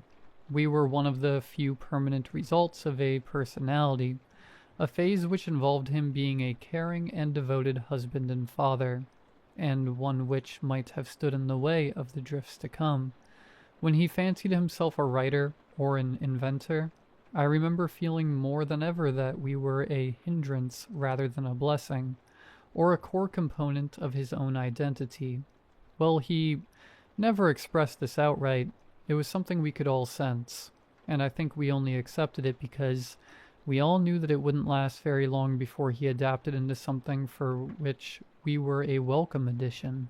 In any event, whatever discontentment he may have experienced in the course of all these things dissipated entirely when he started crawling. He'd found his thing, and we were all glad for him. I don't think any of us thought more than that of it until later, when the other dads started joining in. I'll admit that, like all 9-year-olds, I wasn't paying as much attention as I should have been. Any childhood is comprised of moments, really, a procession of abstract glimpses and impressions that can't be coalesced into a coherent story until long after that part of the story is over.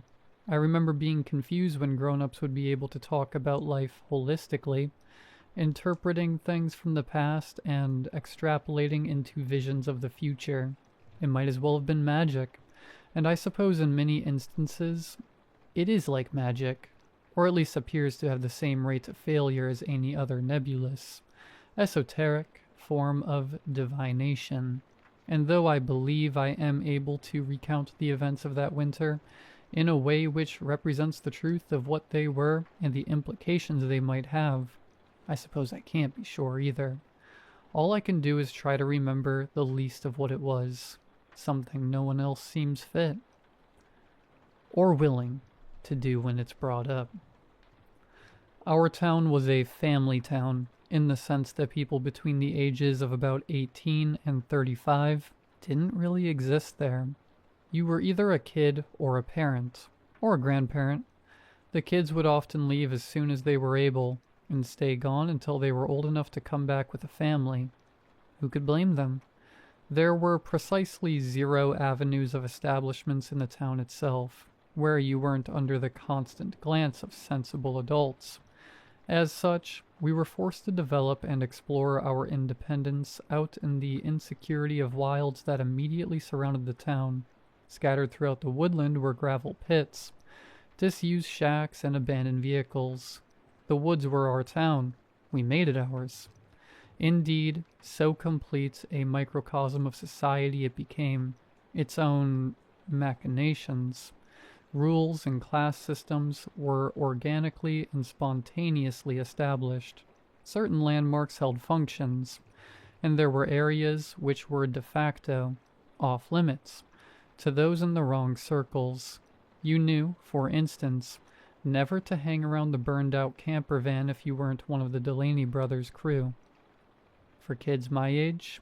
Anywhere north of the mile-long creek, which ran through the densest part of the forest, and whose water was discovered to be the source of the unusual prevalence of ocular cancer in the town's children, was unfriendly territory.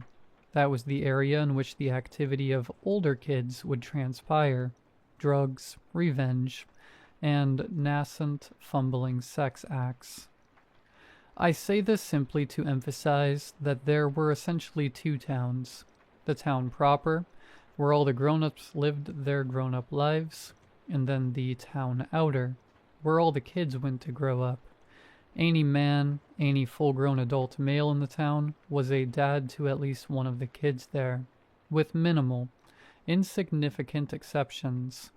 No need to expound upon the one childless man who briefly occupied the role of town librarian, or the childless male couple who lived together in the nice part of town. Neither were there long enough for it to matter, and your guess as to why they left is probably the correct one. Some dads occupied the sorts of roles you would expect of men in that sort of time in that sort of town: mechanics, locksmiths, store managers. But most of them worked at the factory a couple of miles away. The factory, known only and always as the factory, was our town's industry.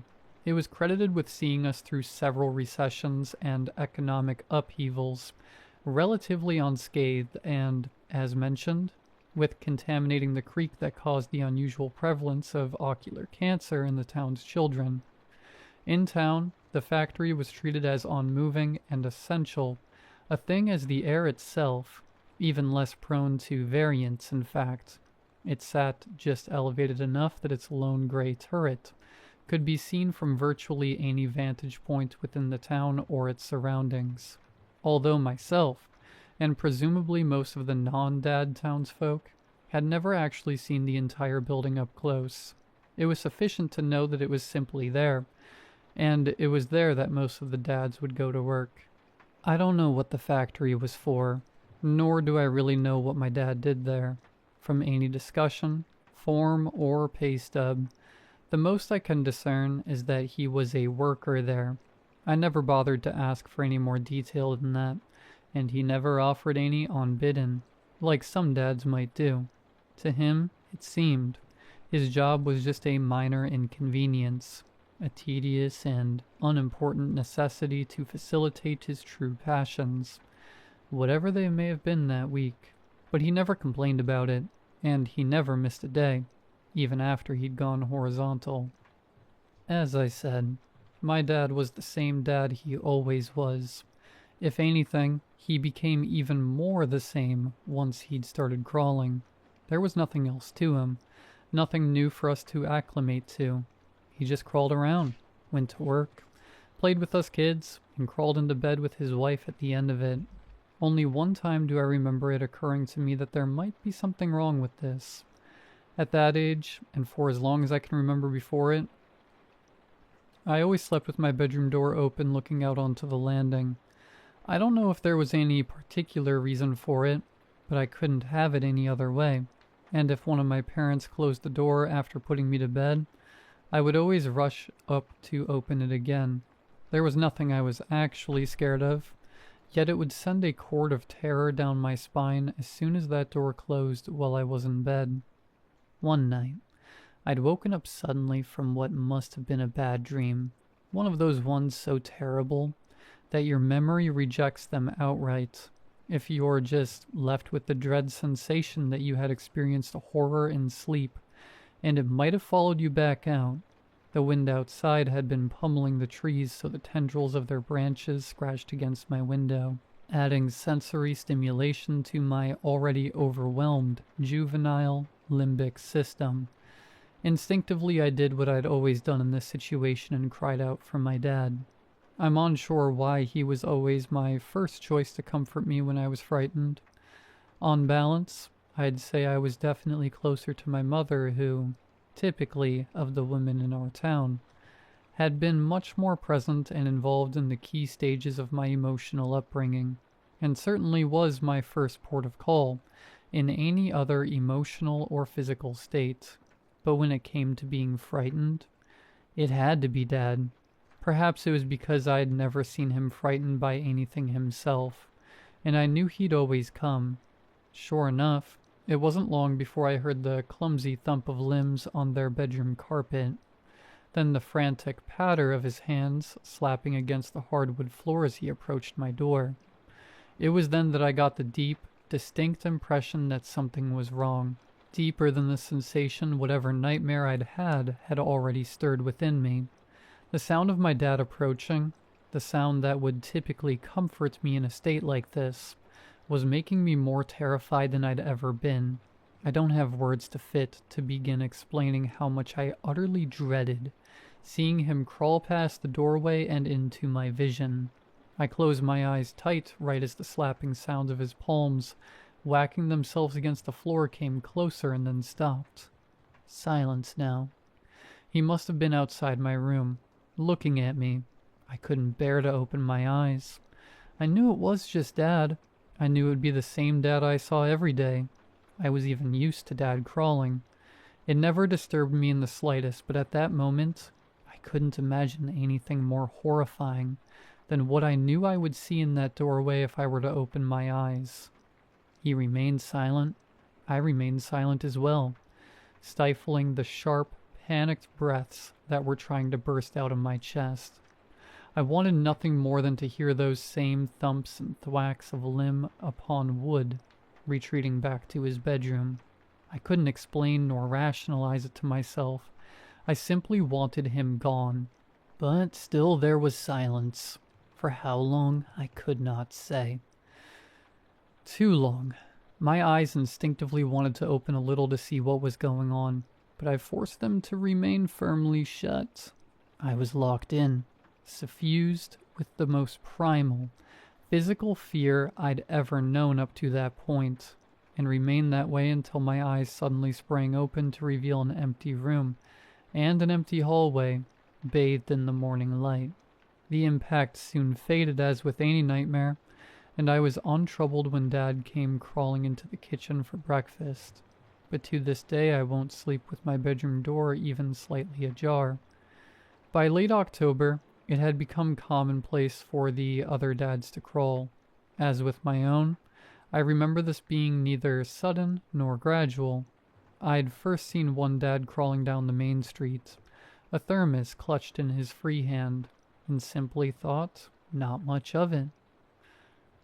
A couple of days after that, it occurred to me that everyone's dad had been crawling, as if it had always been that way. It was a development, but not one that struck anybody as strange, wrong, or frightening, nor did I credit my dad with having started the trend. Soon after that, Dad became even more horizontal than he had been. He refused to assume any vertical orientation, and would no longer climb upwards onto chairs or into bed.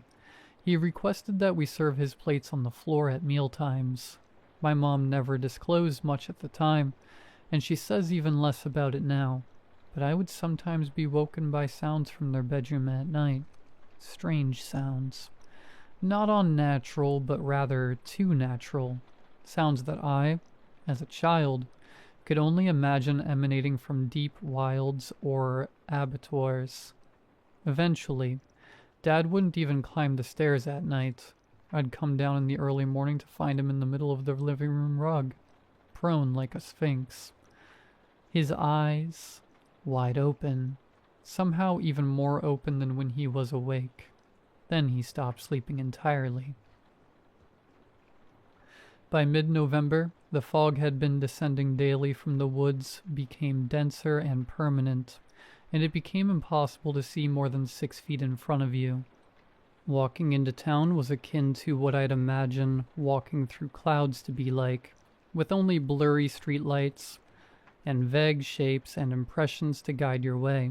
More often than not, the shapes you'd see would be those of crawling beasts, skittering in and out of visibility, their details completely obscured by the deep murk that enshrouded us. Soon enough, the fog had become so heavy and pervasive that it seemed unwise to go out in it, and we all began to stay home. All of us, except the dads, that is. The dads would still leave their homes every morning as usual, on hand and foot, with nobody driving cars around town. It became their sole dominion to crawl. Nobody knew what they were doing and nobody asked. We assumed they weren't going to the factory, which was more than 2 miles away through the woodland.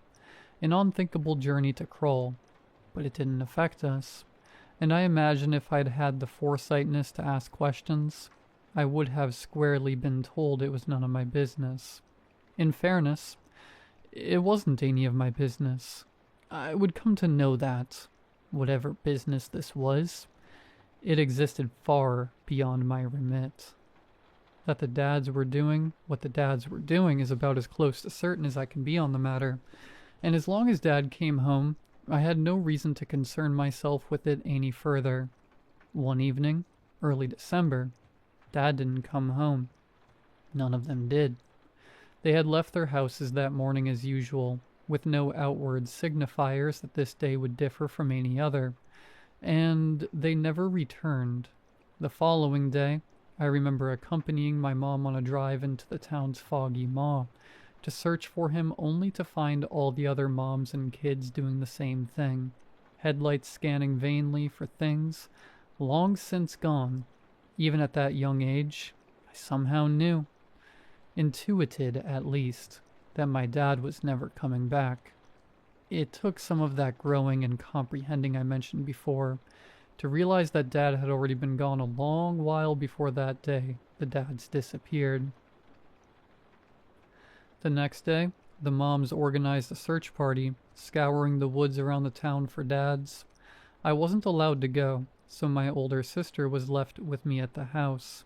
I remember spending the day staring out of my bedroom window. The only thing I could see through the impermeable mist was the factory's turret, silent, unmoving in the distance, the only constant left. When Mom came back that evening, I heard sobs, harsh breaths, and the frantic exchange of hushed voices between her and my sister.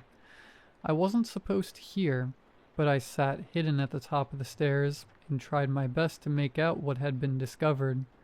My mom has never spoken about it again. Any of it. Not my dad, not the crawling, not the fog, not the town, not the factory, not what they had found there. After corroborating with my sister, what I know is this. The moms had followed several trails, hand and footprints, coming from all different angles into the forest. Along these trails, they found articles of clothing, Dad's clothing, across the forest floor, although the clothes hadn't simply been removed. They had been bifurcated, precisely down the middle, as if carefully sliced off whatever was wearing them, and they were hot to the touch in spite of laying on the cold earth for at least a whole day. Gradually, the various trails of prints had begun to coalesce and meet in the middle, beyond the point they all met. About 1 mile south of the factory, they formed one single trail, one set of hand and footprints, the size of 70 men's put together, which crawled in a straight line directly to the factory. The very next morning, we left town. I'd been woken up by Mom around dawn, who listlessly told me we were going and we wouldn't be coming back. I barely had time to fill a backpack with my things, let alone begin to comprehend the emotional weight of all that was happening and what it meant. Dad's possessions were left entirely untouched. I got the distinct impression that nobody would ever touch them again. As my mom listlessly drove the car through the last of the mist, which dissipated as soon as we had pushed through the town's surrounding woodland and broke free of its limits, she kept her eyes fixed firmly on the road ahead.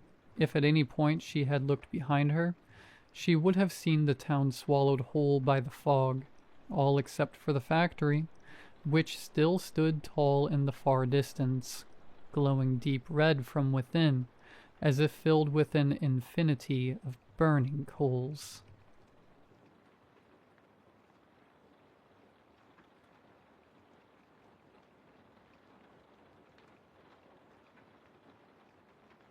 Whenever I tell people my profession, they always laugh. A professional residential exorcist? I say, and they picture crucifixes, holy water, and Latin prayers echoing through cobweb-covered Victorian mansions.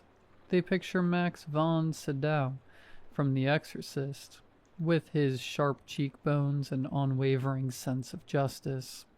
They can never imagine what I spend most of my time doing: filing noise complaints with local councils, negotiating legal occupancy with unauthorized tenants, and explaining to terrified homeowners that the demon-scratching noises from their walls are just rats and cockroaches having a blast in the insulation. My name is Xavier Rexar, and yes, I do have a Master of Exorcism Studies from SOAS, University of London. It was a niche program, run only from 2009 to 2013, an experimental collaboration between the Department of Theology and the Department of Cultural Anthropology. I was in the last cohort. The program was discontinued afterward. Of course, a degree alone isn't enough, so I went back to law school. Nothing embodies the identity of a professional exorcist quite like explaining to a ghost, while quoting the 1988 Housing Act, that the house would no longer belong to him once he died. Yes, Mr. Henderson, you do need to move out, because the new owner finalized the sale 3 months ago, and the deed is in my possession. I've been doing this for 7 years. I've seen it all. Or at least, I thought I had. Then I got a call about the apartment on Bethnal Street. It was a late October afternoon, and I was in my office. Actually, an empty bedroom in my apartment that I'd set up as an office, with a desk, a filing cabinet, and a bookshelf filled with books I'd never read. My phone rang. Not my cell phone, but my office landline, which hardly anyone uses anymore. I should have taken that as the first warning sign. But hindsight is always easy, isn't it? I'm Xavier Rexar, offering residential exorcism services. I replied because that's what it says on my business card, and I'm known for my profession. Mr. Rexar? The other person was a middle-aged woman with an accent I couldn't quite place. Perhaps East London, but it sounded like something else entirely. I need your help. It's my apartment. There's something in there. I grabbed my notebook. Yes, I was still using pen and paper. Paper seemed to reassure clients, and pressed the pen. What's your name, madame? Arachne. Marie Arachne. She paused, and I could hear her rapid, shallow breathing. I don't know what it is. That's why I called you. The priests can't help either. They say they don't sense anything amiss. But I know something's definitely wrong. I can't go back. I've been staying at my sister's for 3 weeks. All right, Miss Arachne. Let's start with the basics. What exactly happened to you in that apartment? Another silence. This time longer. It changes. The apartment changes? Everything changes. The furniture moves. The walls are a different color every day. Sometimes the room is bigger than it should be. Sometimes it's smaller and I don't know how to describe it. It's a feeling. Like the apartment is watching me, waiting for something. I sighed inwardly. This sounded like typical stress-induced paranoia, possibly accompanied by some kind of neurological disorder. I learned to recognize these signs. Vague descriptions, emphasizing feelings rather than specific events, and an inability to provide concrete examples. But I had to pay rent. My services weren't cheap. Did you notice any physical symptoms in that apartment, like headaches, nausea, and dizziness? No, none of those symptoms, Mr. Rexar. I know this might sound a bit strange. I know you might think I'm crazy, but I'm not. Really not. There's definitely something wrong with that place. Something definite. and I need someone there to document it. Isn't that what you do? You stay there overnight, documenting everything that happens? Yes, it's part of my job, but I should mention that in about 90% of cases, we can find a plausible explanation. I'll give you £3,000 for 2 days. She interrupted me. Cash, half up front, half later. I stopped mid-sentence. £3,000 was more than 4 times my usual rate. Marie Arachne was either desperate or had too much money to burn. Perhaps both. Miss Arachne, this is incredibly generous. Why are you in such a hurry? Why is the fee so high? Because I need someone to take this seriously and... She hesitated again. Because I've contacted 4 other people who do the same job as you, and they all refused as soon as they heard the address. Please, Mr. Rexar. Please, you're my last hope.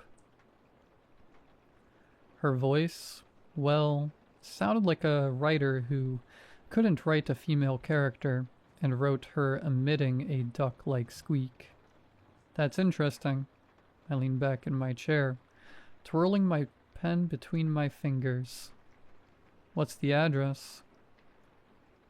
47B Bethnal Street, 3rd floor, right in Bethnal Green, near the tube station. I opened Google Maps on my laptop and entered the address. Street view loaded, showing a typical East London scene. Rows of brick buildings, shops on the ground floor and apartments on the upper floors. But when I zoomed in, on 47, something seemed off. The building looked a little blurry, not very clear. It was like the camera was moving while taking a picture, but the surrounding buildings were all clearly visible. Mr. Rexar, are you still there? Yes, I'm sorry. I was checking... Miss Arachne, I need to ask you a question directly. Have you been experiencing any psychological problems lately? Like depression, anxiety, or anything like that?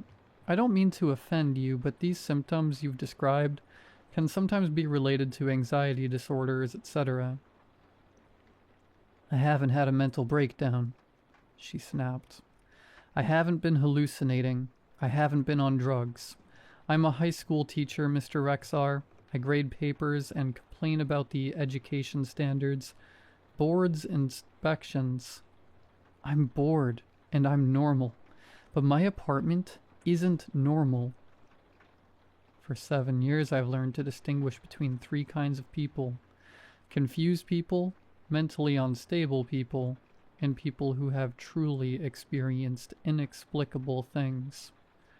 Marie Acne sounded like the third. Well, I said, making a decision I later deeply regretted. I'll take this case. When would you like me to start? Tomorrow. I'll be waiting for you outside at noon with the keys and half the payment. Thank you, Mr. Rexar. Thank you very much. Before I could ask any more questions, she hung up. I sat there staring blankly at the blurry image of 47 Bethnal Street on the screen, a strange unease creeping up my neck. I told myself it was no big deal.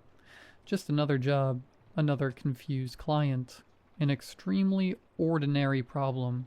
If I spent a night in the apartment with a carbon monoxide detector and thermal imaging camera, everything would be clear.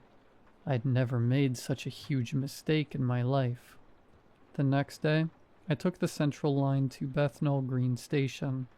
It was a typical overcast day in London in wintertime. The sky seemed to hang 3 feet overhead, like a wet blanket pressing down on everything. We get a lot of cases at this time of year because there are so many people with depression. I packed my overnight bag, a change of clothes, toiletries, a laptop, an electromagnetic field strength meter, a carbon monoxide detector, a flashlight, a first aid kit, and a copy of the land registry information I had checked earlier. That's when I encountered my second problem.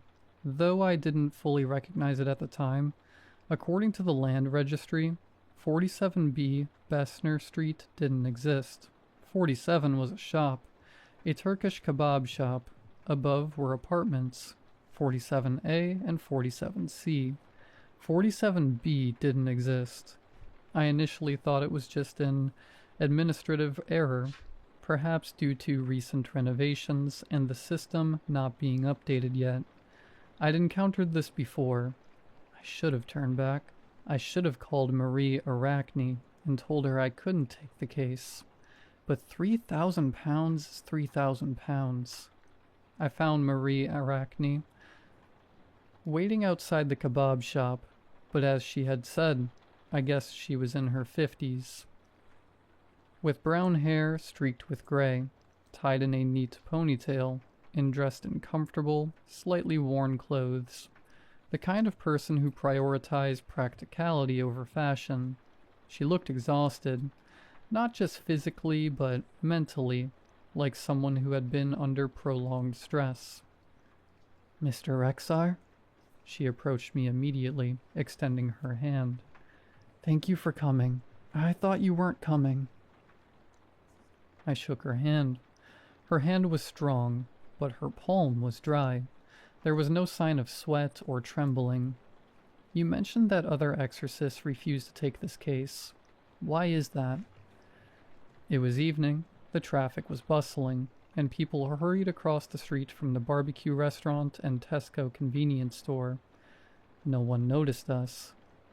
"I don't want to talk about this here," she said. "I'll show you the apartment, and then we can talk. Actually, before we go up, could you tell me which window is yours? That way I can find my way." She looked at me strangely. "There are no windows on this side of the apartment. It's in the back. Come on, I'll take you there." She led me into a narrow alley next to the kebab shop. London is full of these narrow passages, usually filled with the musty smell of garbage and beer. But I suddenly realized that this alley smelled of nothing. No garbage smell, no restaurant food smell, not even the usual London smells of car exhaust and rainwater. Absolutely nothing. The complete absence of smell in London alleyways should have been my third warning sign, but I was busy figuring out where this building was. The alley led to a small courtyard, one I was sure couldn't be seen from the street. A door was embedded in the brick wall, painted a mottled green, perhaps once the color of the forest, now more the color of pond scum. Above the door, a rusty brass number read 47B. But that wasn't what made me stop and stare. This building, if it could be called a building, something looked wrong. I'm not referring to its dangerous or dilapidated appearance, but rather its unreal quality. The bricks have texture but no signs of weathering. The mortar joints are too perfect, too regular. The windows, I can see a few now, facing the yard. They reflect nothing, just like painted glass, empty and gray. And its proportions are off. It's not an obvious error, not one of those "this building violates the laws of physics" errors of the Leaning Tower of Pisa, but a subtle, nauseating one. Like looking at an Escher painting. Everything seems normal until you try to follow a line and find it leads to an impossible place. "This is it," Marie said, pulling a key from her pocket. She handed me the key but didn't approach the door. Her hand began to tremble. "I still have assignments to grade. I told you. I haven't been inside for 3 weeks, but you'll understand. You'll understand once you're inside." I took the key and examined the door more closely. As my gaze left the door, the wood grain seemed to move, flowing like water, as if the rings of a tree were rearranging into some kind of pattern, like some kind of alphabet I'd never seen before. "Miss Arachne, I need to ask, when did you move into this apartment?" 6 months ago. I rented it through a real estate agency. It was a very good deal for the area. I should have been suspicious, but I thought I was lucky. Do you still have the lease agreement? She nodded and pulled a folded document from her bag. I glanced at it quickly. A standard, short-term lease agreement. Nothing wrong with it. The real estate agency was one I'd never heard of before, called Perpetual Properties Ltd., with an address I couldn't see clearly. However, when I looked at the signature section, Marie Arachne's name, which should have been her own handwriting, was moving. The letters crawled across the paper like insects, rearranging themselves to spell different words. I blinked, and the signature returned to normal. Only Marie Arachne's name remained, written neatly in blue ink. Mr. Rexar, are you all right? Marie asked. You look pale. I'm fine, I lied. Just thinking about things. Miss Arachne, go back to your sisters. Don't wait for me. I'll call you when I'm done. She looked both relieved and guilty, shoving an envelope into my hand. Inside was the first 1,500 pounds. Then, without a word, hurried back down the alley. I watched her leave, then turned and walked toward the door of 47B. The key slid smoothly into the lock, too smoothly, as if the lock had been waiting for it, as if it had been shaped to welcome it. The door opened silently. The darkness beyond the door wasn't the absence of light. It was the presence of something that occupied where light should have been. I could feel it pressing on my face like a spider web, like water, like the closing pages of a book. I went in anyway, because I'm a professional, because I'm a fool, because now that I think about it, the house seemed to want me in. The door closed behind me, not with a bang, not with a click, but with a sound like a smile. I stood in what looked like a foyer, a beam of my flashlight slicing through the dim light. The walls were covered in wallpaper, but it wasn't wallpaper. It was newspaper, thousands upon thousands of pages, layer upon layer. The text clearly visible yet constantly changing, the headlines shifting with the movement of my flashlight beam. Local man enters impossible building, one headline read. Exorcist discovers he's not alone, another headline read. Xavier Rexar. He looked around nervously, as if checking to see if anyone was eavesdropping. The street was bustling with people. I read the third note. Below it appeared to be in my obituary. Only the date was wrong. The date of death was listed as pending, and the cause of death as curiosity. I felt my breathing quicken. It wasn't a delusion caused by stress, nor carbon monoxide poisoning. This was a fundamental problem with reality itself, and I was right there in the middle of it. The beam of my flashlight found a light switch. I flipped it, and the overhead bulbs lit up, but the light they emitted was off. It was yellowish and dim, like the light in an old photograph, and it seemed to stop a few feet away from the bulbs, as if afraid to illuminate too much of the room. On my left, an opening led to what I guessed was the living room. To my right, a hallway disappeared into deeper darkness. Directly ahead, a staircase led upstairs. I stepped into the living room and immediately understood what Marie Arachne had described. The room was furnished, with a sofa, chairs, coffee table, bookshelves, television, but everything seemed like a stage set, as if someone had read a description of a typical London apartment living room and pieced it together from memory, without ever actually seeing a living room like this. I walked to the sofa and reached out to touch it. My hand slipped through the cushions, feeling as if they were made of paper, because it really was made of paper, not even the kind of cleverly folded origami, just ordinary paper with the sofa's image printed on it, somehow standing upright, maintaining the illusion of three-dimensionality until you actually wanted to interact with it. I pulled my hand back. The paper crumpled, then straightened out. The sofa was complete again, looking solid and real, casting perfectly balanced shadows, existing perfectly until you tried to verify if it even existed. Okay, I muttered to myself, because only muttering to myself could keep me from screaming. This is good. This is a conceptual space, a place that exists as an idea, not a physical location. I've read books about it, pure theory. There's never been any actual written record. My voice trailed off as I noticed the bookshelf. The bookshelf was filled with books, hundreds, even thousands, spines facing out, titles and authors printed on them, but upon closer inspection, I realized they were all the same book, repeated over and over, with only subtle differences. The title was The 47B House, a Study of Architectural Impossibility by Xavier Rexar. Every book on the shelf was one I hadn't yet written, telling the story of the place I was in right now, my name printed on its spine. I reached for one, but my hand passed right through it. More pages, more illusions, but I couldn't read the words on the spine.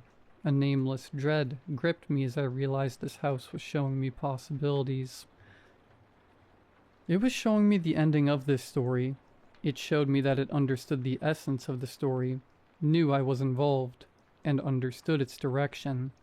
Just then, I heard a sound from upstairs. Not footsteps, nor the dragging sound Marie had mentioned. It was something else. A rustling sound, like thousands of pages turning simultaneously, like the library sighing. All my instincts were telling me not to go upstairs. All my training, every case I'd investigated, every rational part of my brain was screaming that I should turn around, force open that door, and run until I crashed into something real. But I had already taken Marie Arachne's 1,500 pounds, and beneath the fear was a curiosity, the very curiosity that had initially driven me to study exorcism, to explore the edges of reality, to explore the boundary between possibility and impossibility. I began to climb the stairs. Each step creaked, not the creak of wood, but the sound of folded paper unfolding. A paper staircase took shape beneath my feet, then vanished behind me. The walls here had long abandoned any pretense of paint or brickwork. They had become newspapers, blatantly revealing articles about me. Always had. I stopped to read one. Xavier Rexar, 34, graduated in 2011 from SOAS, University of London, with a master's degree in exorcism studies, but the program was discontinued shortly afterward. Friends described him as a pragmatic skeptic. You would never guess he believed in ghosts. A journalist contacted his mother, who said she wishes he had gone to medical school. This was true. 5 years ago, my mother and I argued, and she had indeed said this. How could the house know any of this? How could it know anything about me? Another article containing a photograph of me, but I had absolutely no recollection of anyone taking my picture. I continued climbing. The staircase spiraled upward, disproportionate to the building's external dimensions, each turn sending me soaring far beyond its intended height. I counted the floors, 5th, 6th, 7th. From the outside, the building appears to have only 3 floors. Finally, at the top of the stairs is a platform with only one door. This time, it's not green, but white. Pure white, without any texture, grain, or flaw. Just pure white, smooth, and absolute. I can still hear the rustling behind the door. Now it's louder, more urgent. I push the door open. The room beyond is unbelievable. It stretches in all directions, far beyond my sight, far beyond the building's capacity, and far beyond the limits of physics. The ceiling disappears into a sky that isn't a sky, neither dark nor light, anything I can't describe in words. And the walls.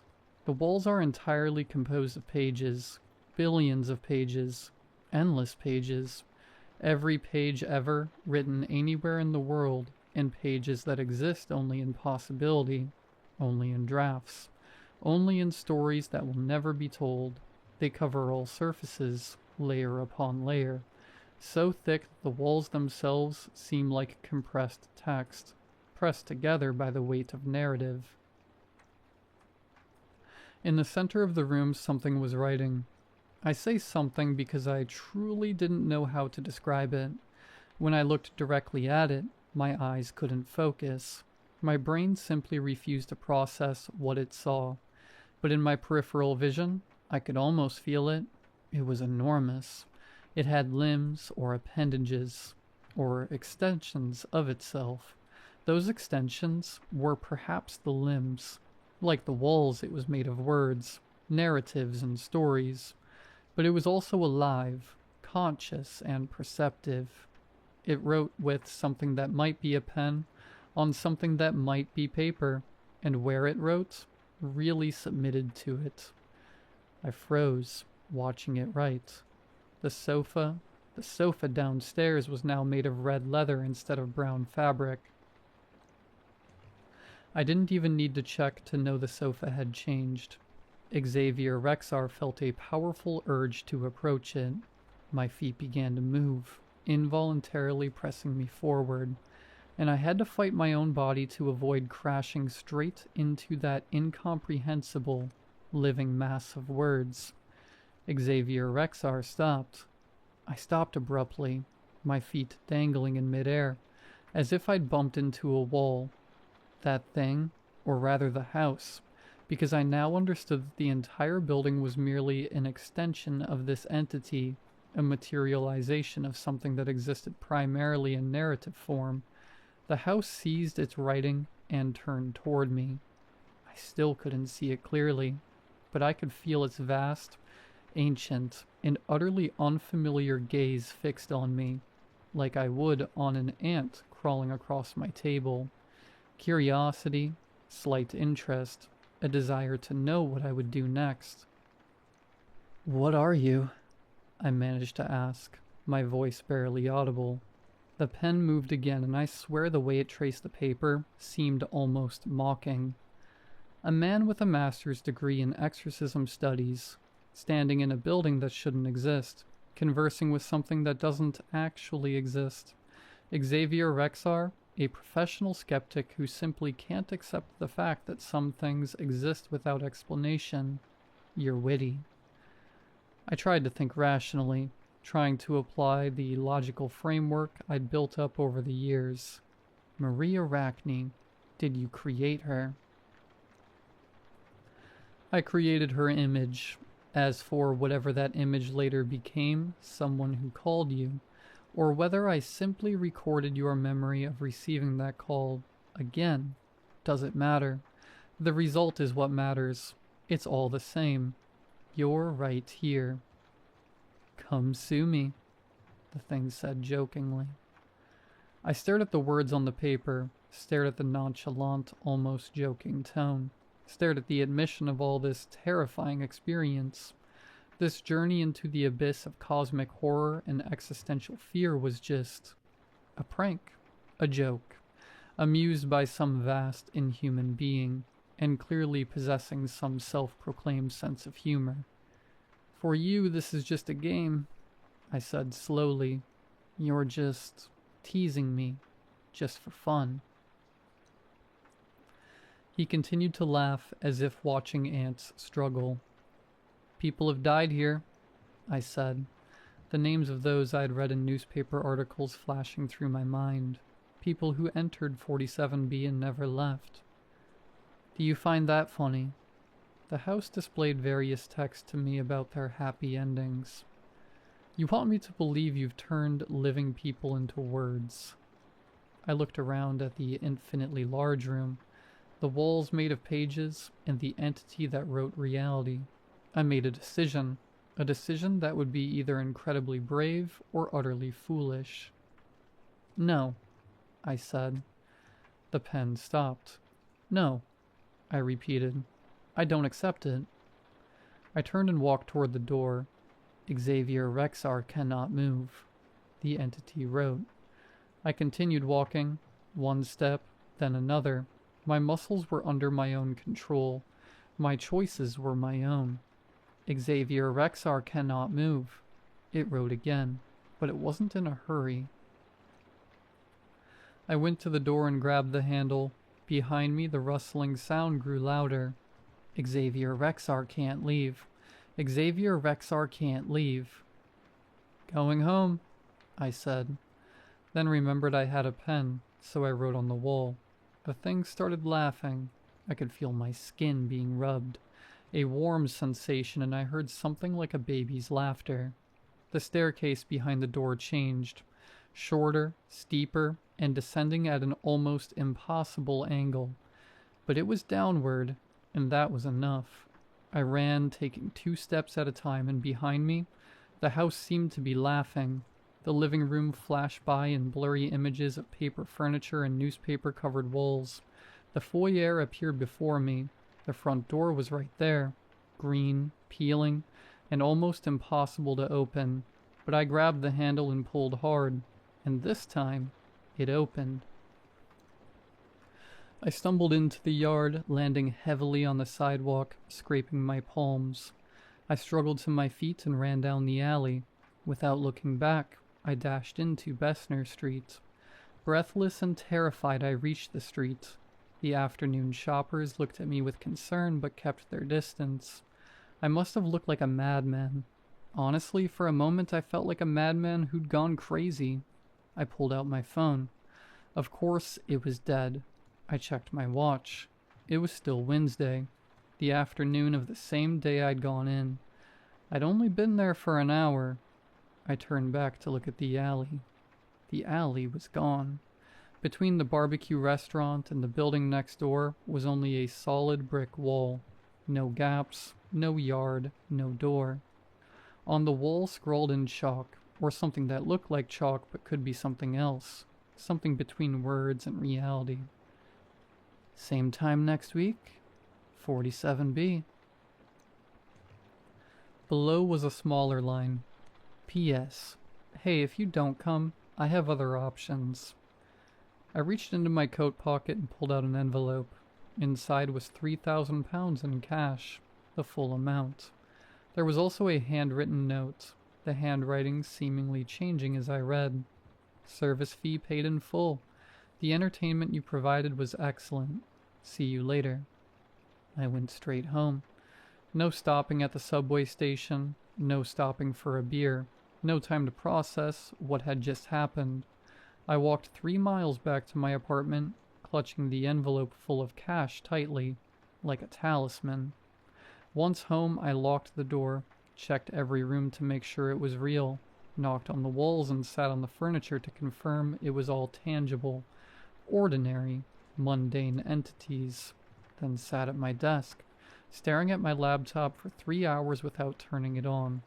I was thinking about quitting my job and going to medical school, but that thing would surely find me.